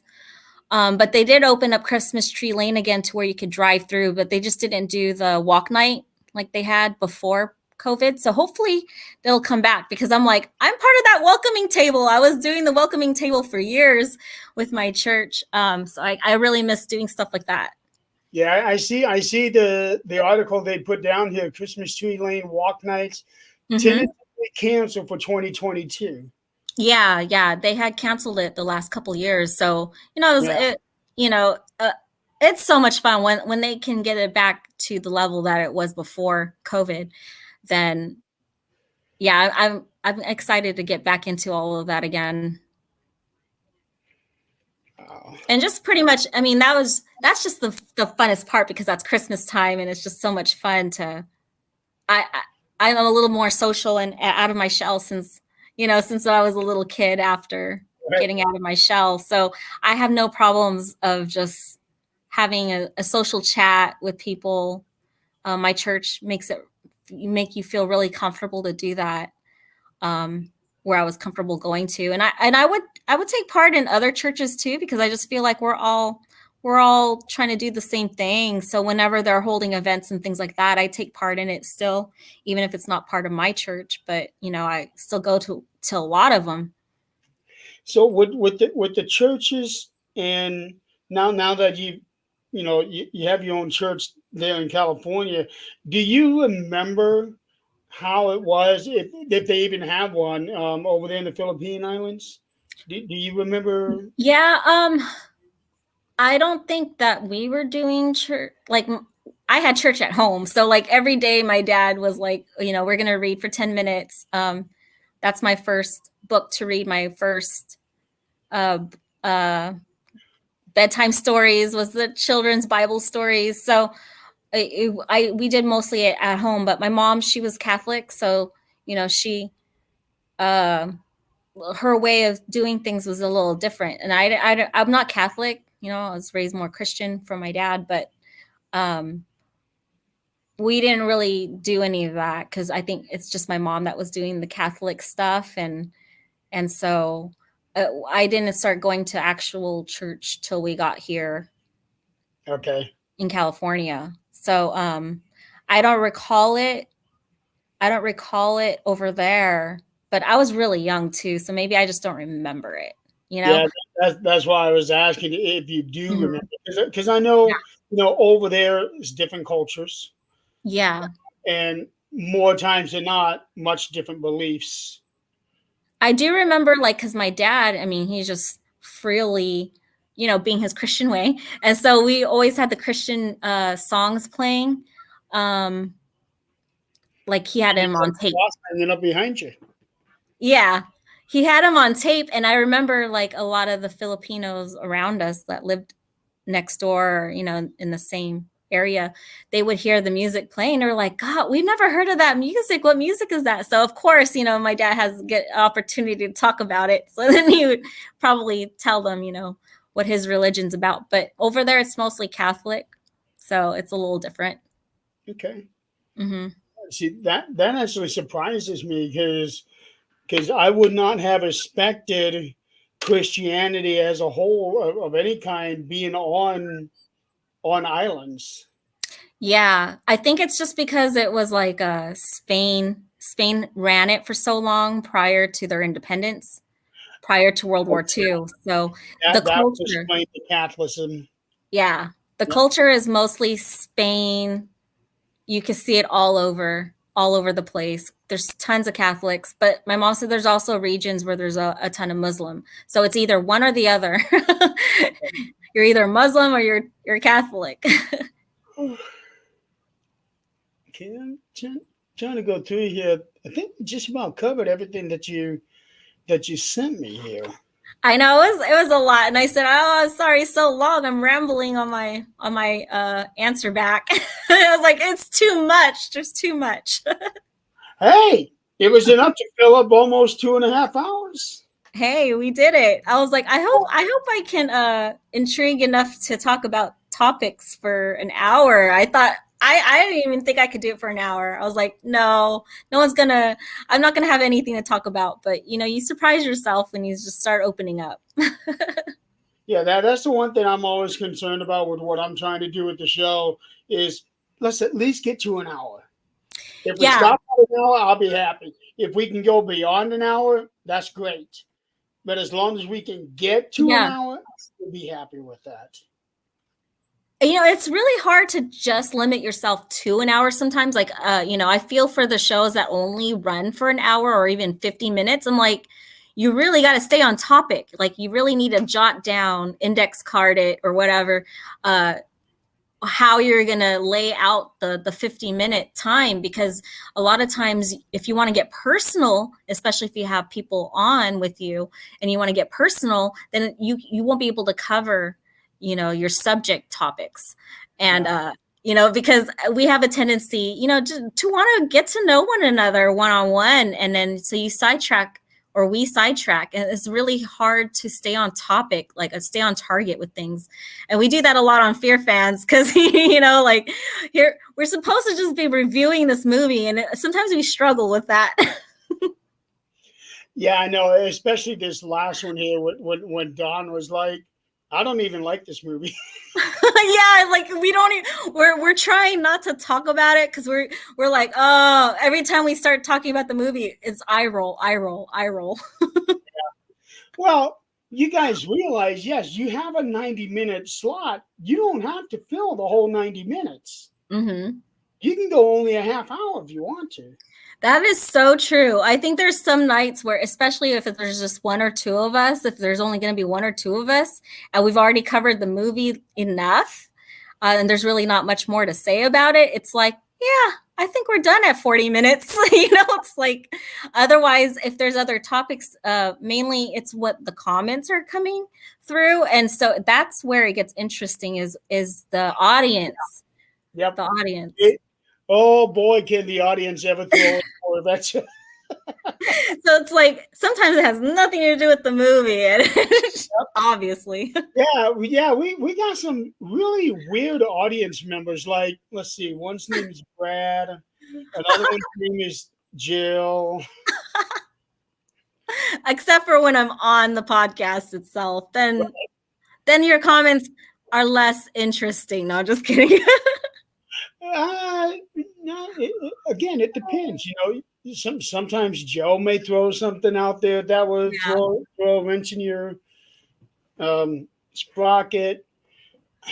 It just all depends. And plus, we have Sarah, who's been coming up on just about every show lately. Sarah's wonderful. I think she's supposed to come on to Fear Fans very soon. Okay. Maybe not this coming, but very soon. I know it's in the works because I know we have invited her at some point. I just can't recall which movie she's invited to just at the moment. Probably for a specific movie. And I do, I'm actually going to start writing down on notes because sometimes, it's hard to recall which viewer said which comment. You said something about that on Tuesday night. I did. I was like, wait. And I looked around. I remember looking around and going, where's my pen and paper? Because I need to write this down before I forget. So I'm getting used to the idea of keeping my notebook right next to me with the pen ready to go with our ideas. And I noticed that on a lot of the shows, we get our bright ideas with the audience feedback. Yeah. Well, some people would like to see specific shows on the thing. Just like on my new show, Marks on Wrestling. Just a few days ago, we had somebody ask us, "Hey, can you review this specific wrestling event for us?" Okay, right. So yeah. And you have it on do you have them on DVDs now, or are they still VHSs? Well, this particular show that he's asking for, I think I have on VHS, but I got 1,000 of them. Yeah, and that's even if I wrote down the event's name on it. Yeah. But it is on Peacock, and I do have that, so I can at least go to that and watch it. Yeah, that's what's nice about these smart TVs with the apps now in it. Oh man, it is. But the problem is, if your internet goes out, you can't watch the apps. Yeah, then you have to just go on your phone, right? Like do the app from your phone, I think. Providing there's enough data to stream it. Yeah, and I don't like watching videos on a little bitty screen like that. No. Yeah, same here. I like it on the bigger screen. That's why all of my shows are on DVDs. Yeah. You see this thing here that I got for the CDs? Yeah, your collection. 15 of those with DVDs on them. Yeah, that's nice. What I got. Nick can tell you that. He's actually been here and seen it. Yeah, that's really nice. Yeah. That's the thing that I am not a fan of streaming channels where you have to subscribe every month. One, they can take it away without they can take away certain movies without any notice. That don't work for me. I hate when they do that. Yeah, and especially I couldn't tell you how many times I've seen somebody make a post on Facebook. I was in the middle of this series, binge watching it. Then the next day they took it away when I was halfway through a season. Yeah. Then you have to scramble a way to get to finish the season off. Exactly. So that's why I don't even deal with the subscription. The only reason I have Peacock is so that I can watch the wrestling. Yeah. I would say more on comments when I'm watching the wrestling, but I really don't know enough about it. I remember it growing up, but the wrestler fan in my family was my brother. So I think I made a comment where I was like, yeah, he would wrestle my grandma, but apparently he wrestled my mom too. I do remember that comment. I was like, thank God he didn't wrestle me. Yeah, because that comment was just so different and unexpected. So yeah, I do remember that specific comment. Yeah, it was hilarious. I still have memories of it because he's like, I don't, I don't know what year it was with those old wrestlers like Hulk Hogan and them in the past. I don't know what years that was, but this is the 80s, right? Hulk Hogan was Yeah, 80s, 90s. in the 80s at least. Yeah. And so yeah, when my grandma's still around at that time, she didn't pass till 95. So I still remember. I mean, she's not. So she But never got to see Hogan become a bad guy. yeah. So she actually passed when she was 55. So when I think about it, she could have been like anywhere between her late 40s and 50s. So understandably, I guess you could I still was, do wrestling I was moves. young. That Yeah, was she was. Yeah, it was like the heart stroke stuff. So like even my best friend that passed in 21, he was only, I think he was only 44. So, it's like, yeah, heart issues. I mean, the heart's what gets you. You don't have outlying symptoms on the outside. You seems fairly fine. And all yeah. of a sudden, if you're not checking up on those things, you can have a heart stroke or whatever issues with the heart. It's a silent killer. I see you. Oh, did you see the door open? Yeah, I can see the reflection behind you. Oh yeah, there's a mirror. Yeah, that's Yeah. the house is full tonight. My son actually ended up coming, and then my niece and nephew came for the weekend. I have my parents here, my brother and me. So we have almost a house full. When everyone's here, then there's two more kids missing, but they're in college now, so I don't get to see them as It's much. really quiet for having that many people there. There's a lot of them upstairs, and there's three of us downstairs. So Okay. it's a big house. You saw the pictures that I shared with you when you guys went to the jail. Yeah, it looked a lot like the jail. It's as well. I wouldn't say it's as big because obviously the jail goes far extended out, but the house part of the jail, the house part, how it looks like a house on the front, Yeah. it looks similar with all the brick and the windows, the style of it. I mean, it was probably built around the same time. I don't know when the jail was built. The jail is 1883. Oh, okay. So like about 20, that's about 20 years older than my house. I Okay. think mine's built in 1904. Somewhere there. Fresno, it's Still pretty old. years old. Yeah, it's an old town. Like I said before, my house is really close to the downtown, so that's why when I'm on Fear Fans, they can hear revving because I'm like not even a block away to downtown. And so a lot of activities and events occur right here downtown. And so sometimes when they're having something, like say when all the motorcycles are in town and they're doing some kind of Oh, conventions, I they're hate that. they're revving past my house from the whole day till like 2 a.m., 1 a.m. And I'm like, I can't sleep with all that revving, like the motorcycles going past. I hate that. Yeah. I don't mind the bicyclists, but when the motorcycles go by, I don't mind them either, but just not till 2 a.m.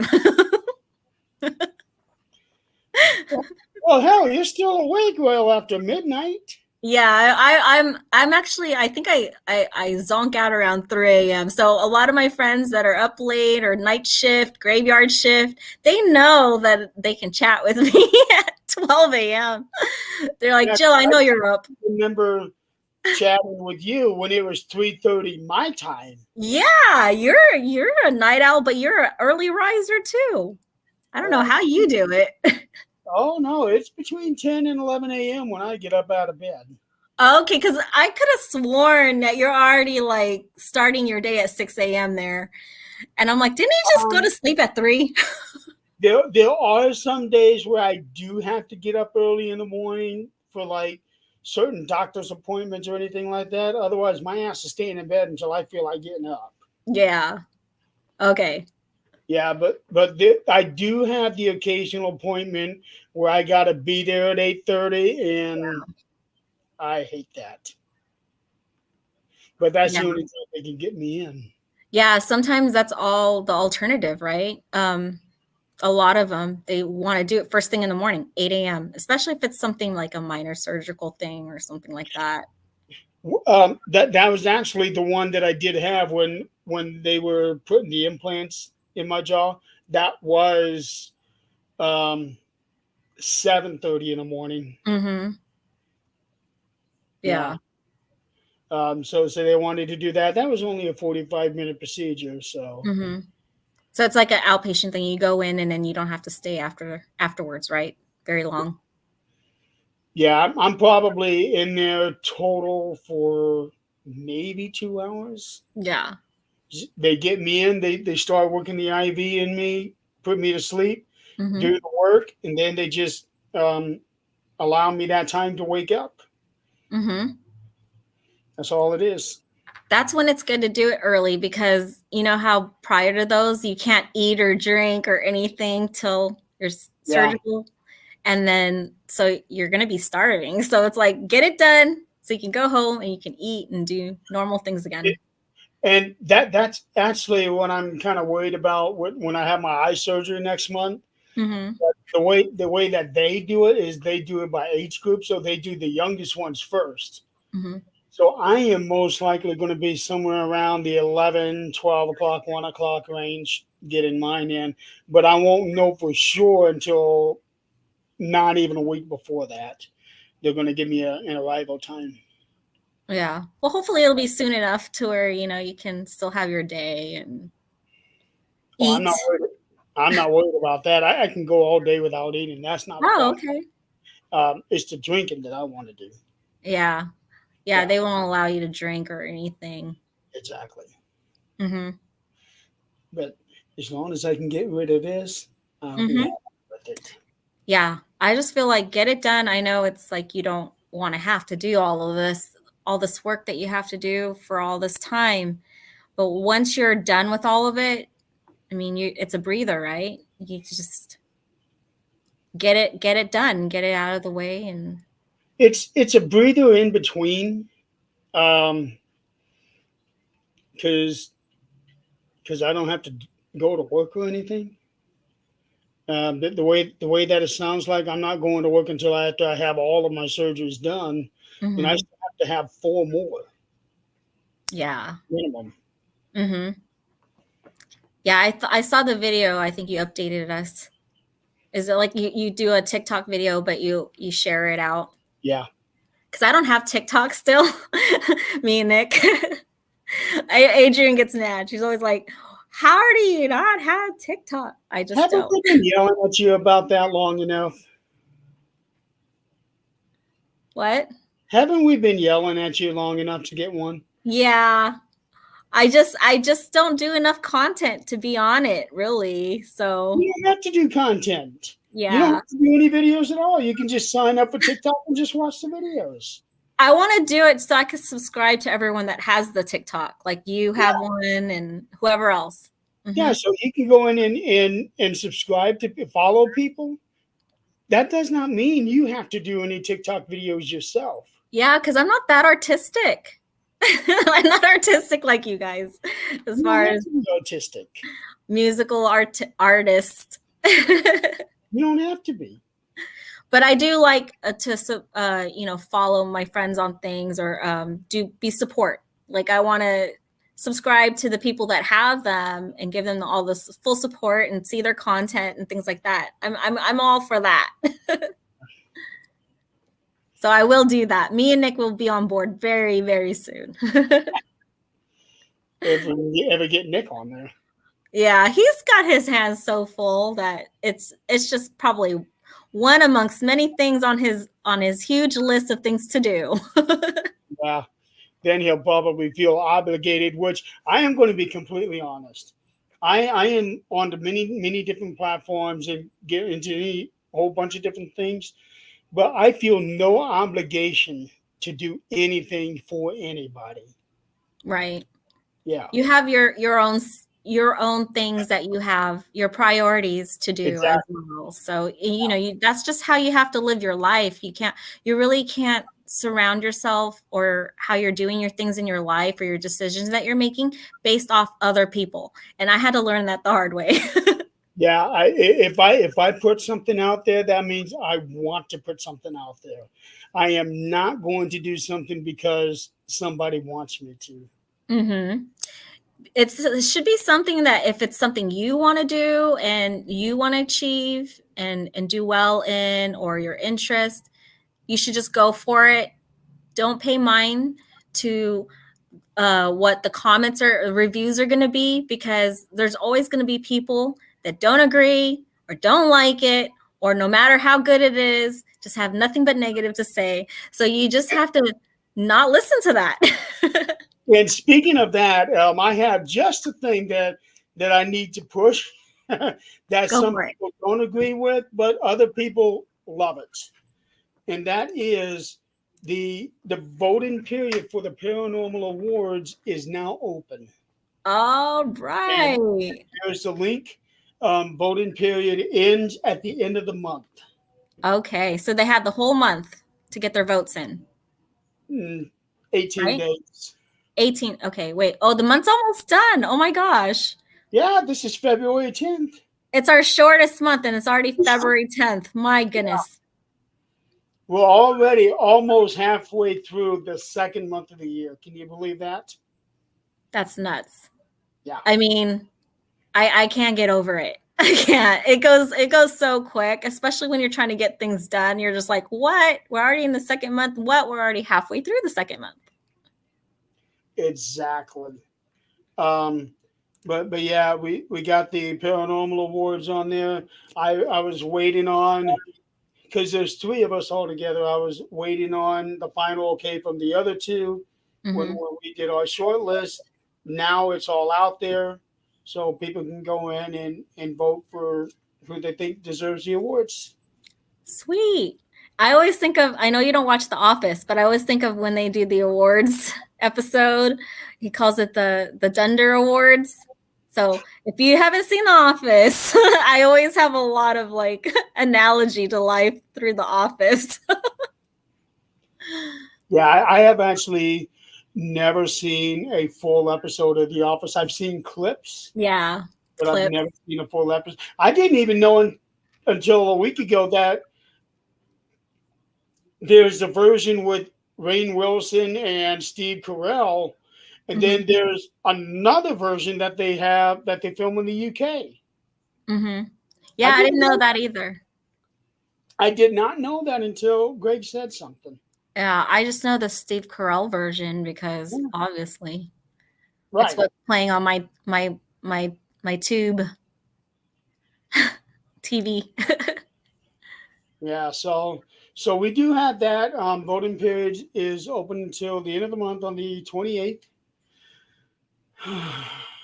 um, and I think we covered everything on here because you talked about your family.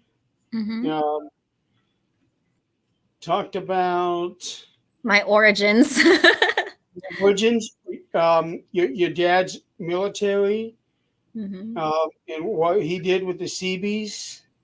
We talked about your musicals, your plays, managing the movie theater. We talked about your activities with the church, Mm-hmm. photography. Mm-hmm. We We covered a touched lot. on everything. Yeah, Well, people we, got to we know touched you well tonight. we touched on everything except for paranormal experiences, but we could save that for like supernatural talk and all those Yeah, other yeah. podcasts. Because the original tagline with 13th Dimension is if we've got it, if it's paranormal or beyond, we got it covered. Well, the Mm-hmm. beyond was more like conspiracy theories and serial killers and all of that. I'm Mm-hmm. going beyond that. I see the person here that has that paranormal facade. I want to go behind that facade. who is the person behind the paranormal persona that we see. I love that because, we forget, we look at ourselves as in the investigative field or the paranormal field, however you're tied to it. And you forget that each person is an individual person with an individual personal life and interests and things that they're doing behind the scene. Their own interest in hobbies that are not even paranormal related. Mm-hmm. And There's a whole lot. and that was the start last week when I was talking to Greg and all about Doctor Who. Right. I Next love it. week, I have Robert Murphy and Janie Harris from the Elite Paranormal Society, and we're going to be talking to them about some of their stuff because Robert does a lot of nature hiking and all of that, so he's a big nature guy. So I want to talk a bit about that, and I don't really know anything about on a personal side for Janie, so I want to get to know that. Yeah, that'd be great. We'd love to get to know the people behind everything, running the thing that they're running. Yeah. Yeah, get to know the person. I love it. Yeah, so that's the direction that I'm going with this show Mm-hmm. because every other show is all the same. Famous favorite investigations, equipment, Mm-hmm. stuff like that, experiences. Okay, we heard all your experiences. Now, what do you do? What do Yeah, you like doing that's not paranormal? right. Totally agreed, Jeremy. You're on to something. Yeah, and I'm getting tired of the same thing. Mm-hmm. I like it. You're just expanding to the show. That's awesome. That's That's what what I'm we need trying to to do. do. I'm trying to move move to the next level, but at the same time doing something different without alienating our viewers. Mm-hmm. And So, that's my favorite part. It's also getting to know the audience, who your viewers are, your fans are, your followers, your subscribers. yeah, just like Sarah, she had a lot to say I love, tonight. yeah, I love the feedback they give. Sometimes I have to write down some of the things that they say because I wasn't aware of it. Like even with Emily mentioning some things, there's things that they're focused on or know about. So when you want to look into those or research for yourself, you know who to go to because obviously they've already looked into it themselves. They're allowing you to have that intrigue Yeah, to know more about it. And so that's the good thing from these things, these podcasts is like we're learning from each other, and that's just what we need to do, um, to expand everything that we're into and what we're doing.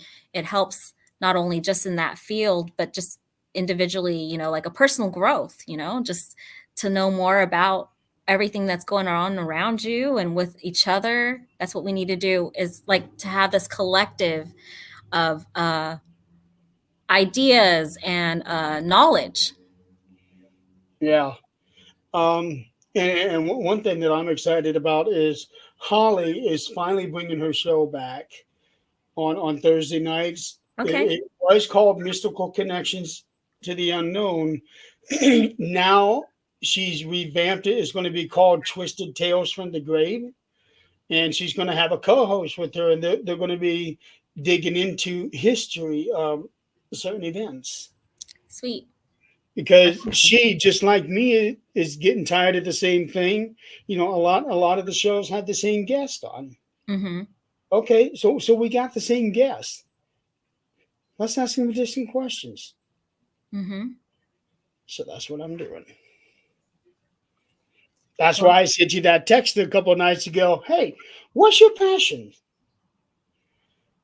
And then more than 24 hours ago, okay. I had to think about it too. I think when you first ask a question like that, it really makes you look into yourself. It's not like a quick, easy answer. It's almost like, what are my, I mean, I think the first time I read it, I was like, what are my passions? That's a good question. I wanted to remark, that's a good question. I'll get back to you because it's almost like you had to reach into yourself to know more about yourself to be able to project that out through words. I think what's happening with a lot of people is that they get so into the paranormal is that they are forgetting about their passions. Mm-hmm. Yeah, and that's something that we always have to keep in mind is like, okay, remember yourself, remember who you are, like don't get so far off track with goals or ideals um, to also forget your passions, things that you love doing or loved at one point, but somehow why did it stop? Why did you stop doing it? You could go back into it. Or if it's something you haven't even done yet, go for it. That's why Donald and I started up a wrestling podcast Yeah. because now we get to talk about something different. Mm-hmm.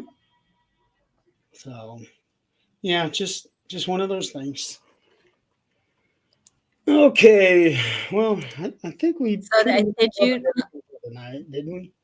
yeah, did you mention like what's coming up this week or Next coming up soon? next week, Mhm. currently we don't have a guest scheduled for Supernatural Talk, but I'm sure that can change at any time. It usually does. Um, and then on 13th Dimension, I'm going to have Robert and Janie from Elite Paranormal Society. So we're going to be talking about nature and the chemistry between Robert and Janie. I don't know if you've ever seen any of their shows, but Not yet. they are so funny together. Look forward to meeting them. Yes, they are so funny together. Um, And then the other show you're on is on Wednesdays or yeah, which is Marks on Wrestling. And this one here, Don and I are going to be doing our first review request. awesome. And what's the request? It's a pay per view called No Way Out of Texas in Your House.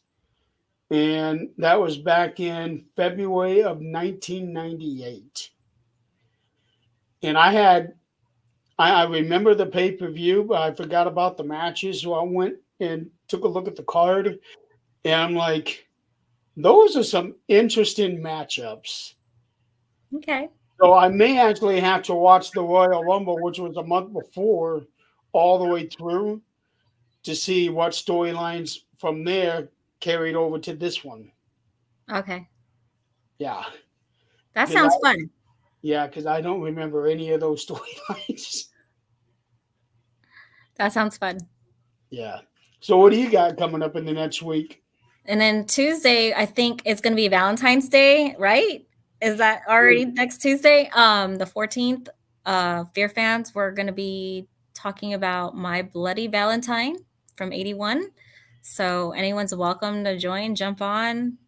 Um, I think I saw more the remake version with Jensen Ackles. So I I know that's the remake version of it, so I'm gonna have to replay the 81 version like I did, with the thing. I have my Bloody Valentine. I just don't know if it's the original or the remake that I have because I've Okay. seen it once, maybe twice, and I don't even remember which one it is. Yeah. So of course, if you watch Supernatural and you know Dean, the character Dean, then then he's on the remake version. So obviously, for obvious reasons, I like that one. I I don't really see him in too many movies, but I see No. Jared Padalecki in more Yeah. because he was also on Friday the 13th. Uh-huh. So I definitely remember that one. Hmm. But as far as my Bloody Valentine, I don't. And I did say that I thought we were going to cover this month Valentine, but apparently Nick hasn't seen that one, which I was surprised because Denise Roberts is in it, and I was just like What is it? called Valentine. But Dawn said we're just going to do that next year, and it's Denise Richards. is starring in that one, and that one's just called Valentine, and it's a slasher Valentine movie. It also has the guy from Angel, and you know how Don always says he has his look-alike. People say he looks like David Boreanaz. Yeah, He's in that one too. So I was surprised Nick hadn't seen it. So I was just like, okay. Well, we'll cover it next year on Valentine's Day. I'm trying to think if I have seen that, but I 2001. If I've seen it, it was right after that. Yeah. Yeah, it's just a slasher Valentine Day movie. So it's still interesting. Like if you liked, I know you liked, I Know What You Did Last Summer. I mean, it kind of has that kind of vibe to it. Just different Yeah, actors. but that's more of a Fourth of July movie, though. Yeah, but the vibe of it, like the way they do the cinematics, similar. It's okay. I don't know. I would have to watch this movie. Mm-hmm. Oh Yeah. boy, So tired. you have till next year on that one. You have time. So this year we're Plenty only of doing time. Bloody. Plenty of time. Oh, and it looks like Valentine was based. Oh, it's based on a book. Mm-hmm. Okay. Yeah, I mean it's okay. I don't think it's a bad movie, so it's okay in my Yeah, opinion. I couldn't tell you. Okay, so we're going to go ahead and wrap it up, Yeah, folks. let's Um, do it. we've been at it for 246 now. Ah. Yeah, we covered a lot. We have gotten to know Jill a lot. We've also gotten to know some of our viewers a bit from their questions. Um, so where we go beyond the paranormal and talk to the person behind what you see in the paranormal. So stay tuned until next week when we talk to Robert and Janie from Elite Paranormal Society. And until next week when you guys see her on Fear Fans and me on Marks on Wrestling and Supernatural Talk, thank you guys for playing along, and we will see you all next week. Bye everyone. Thank you. Bye.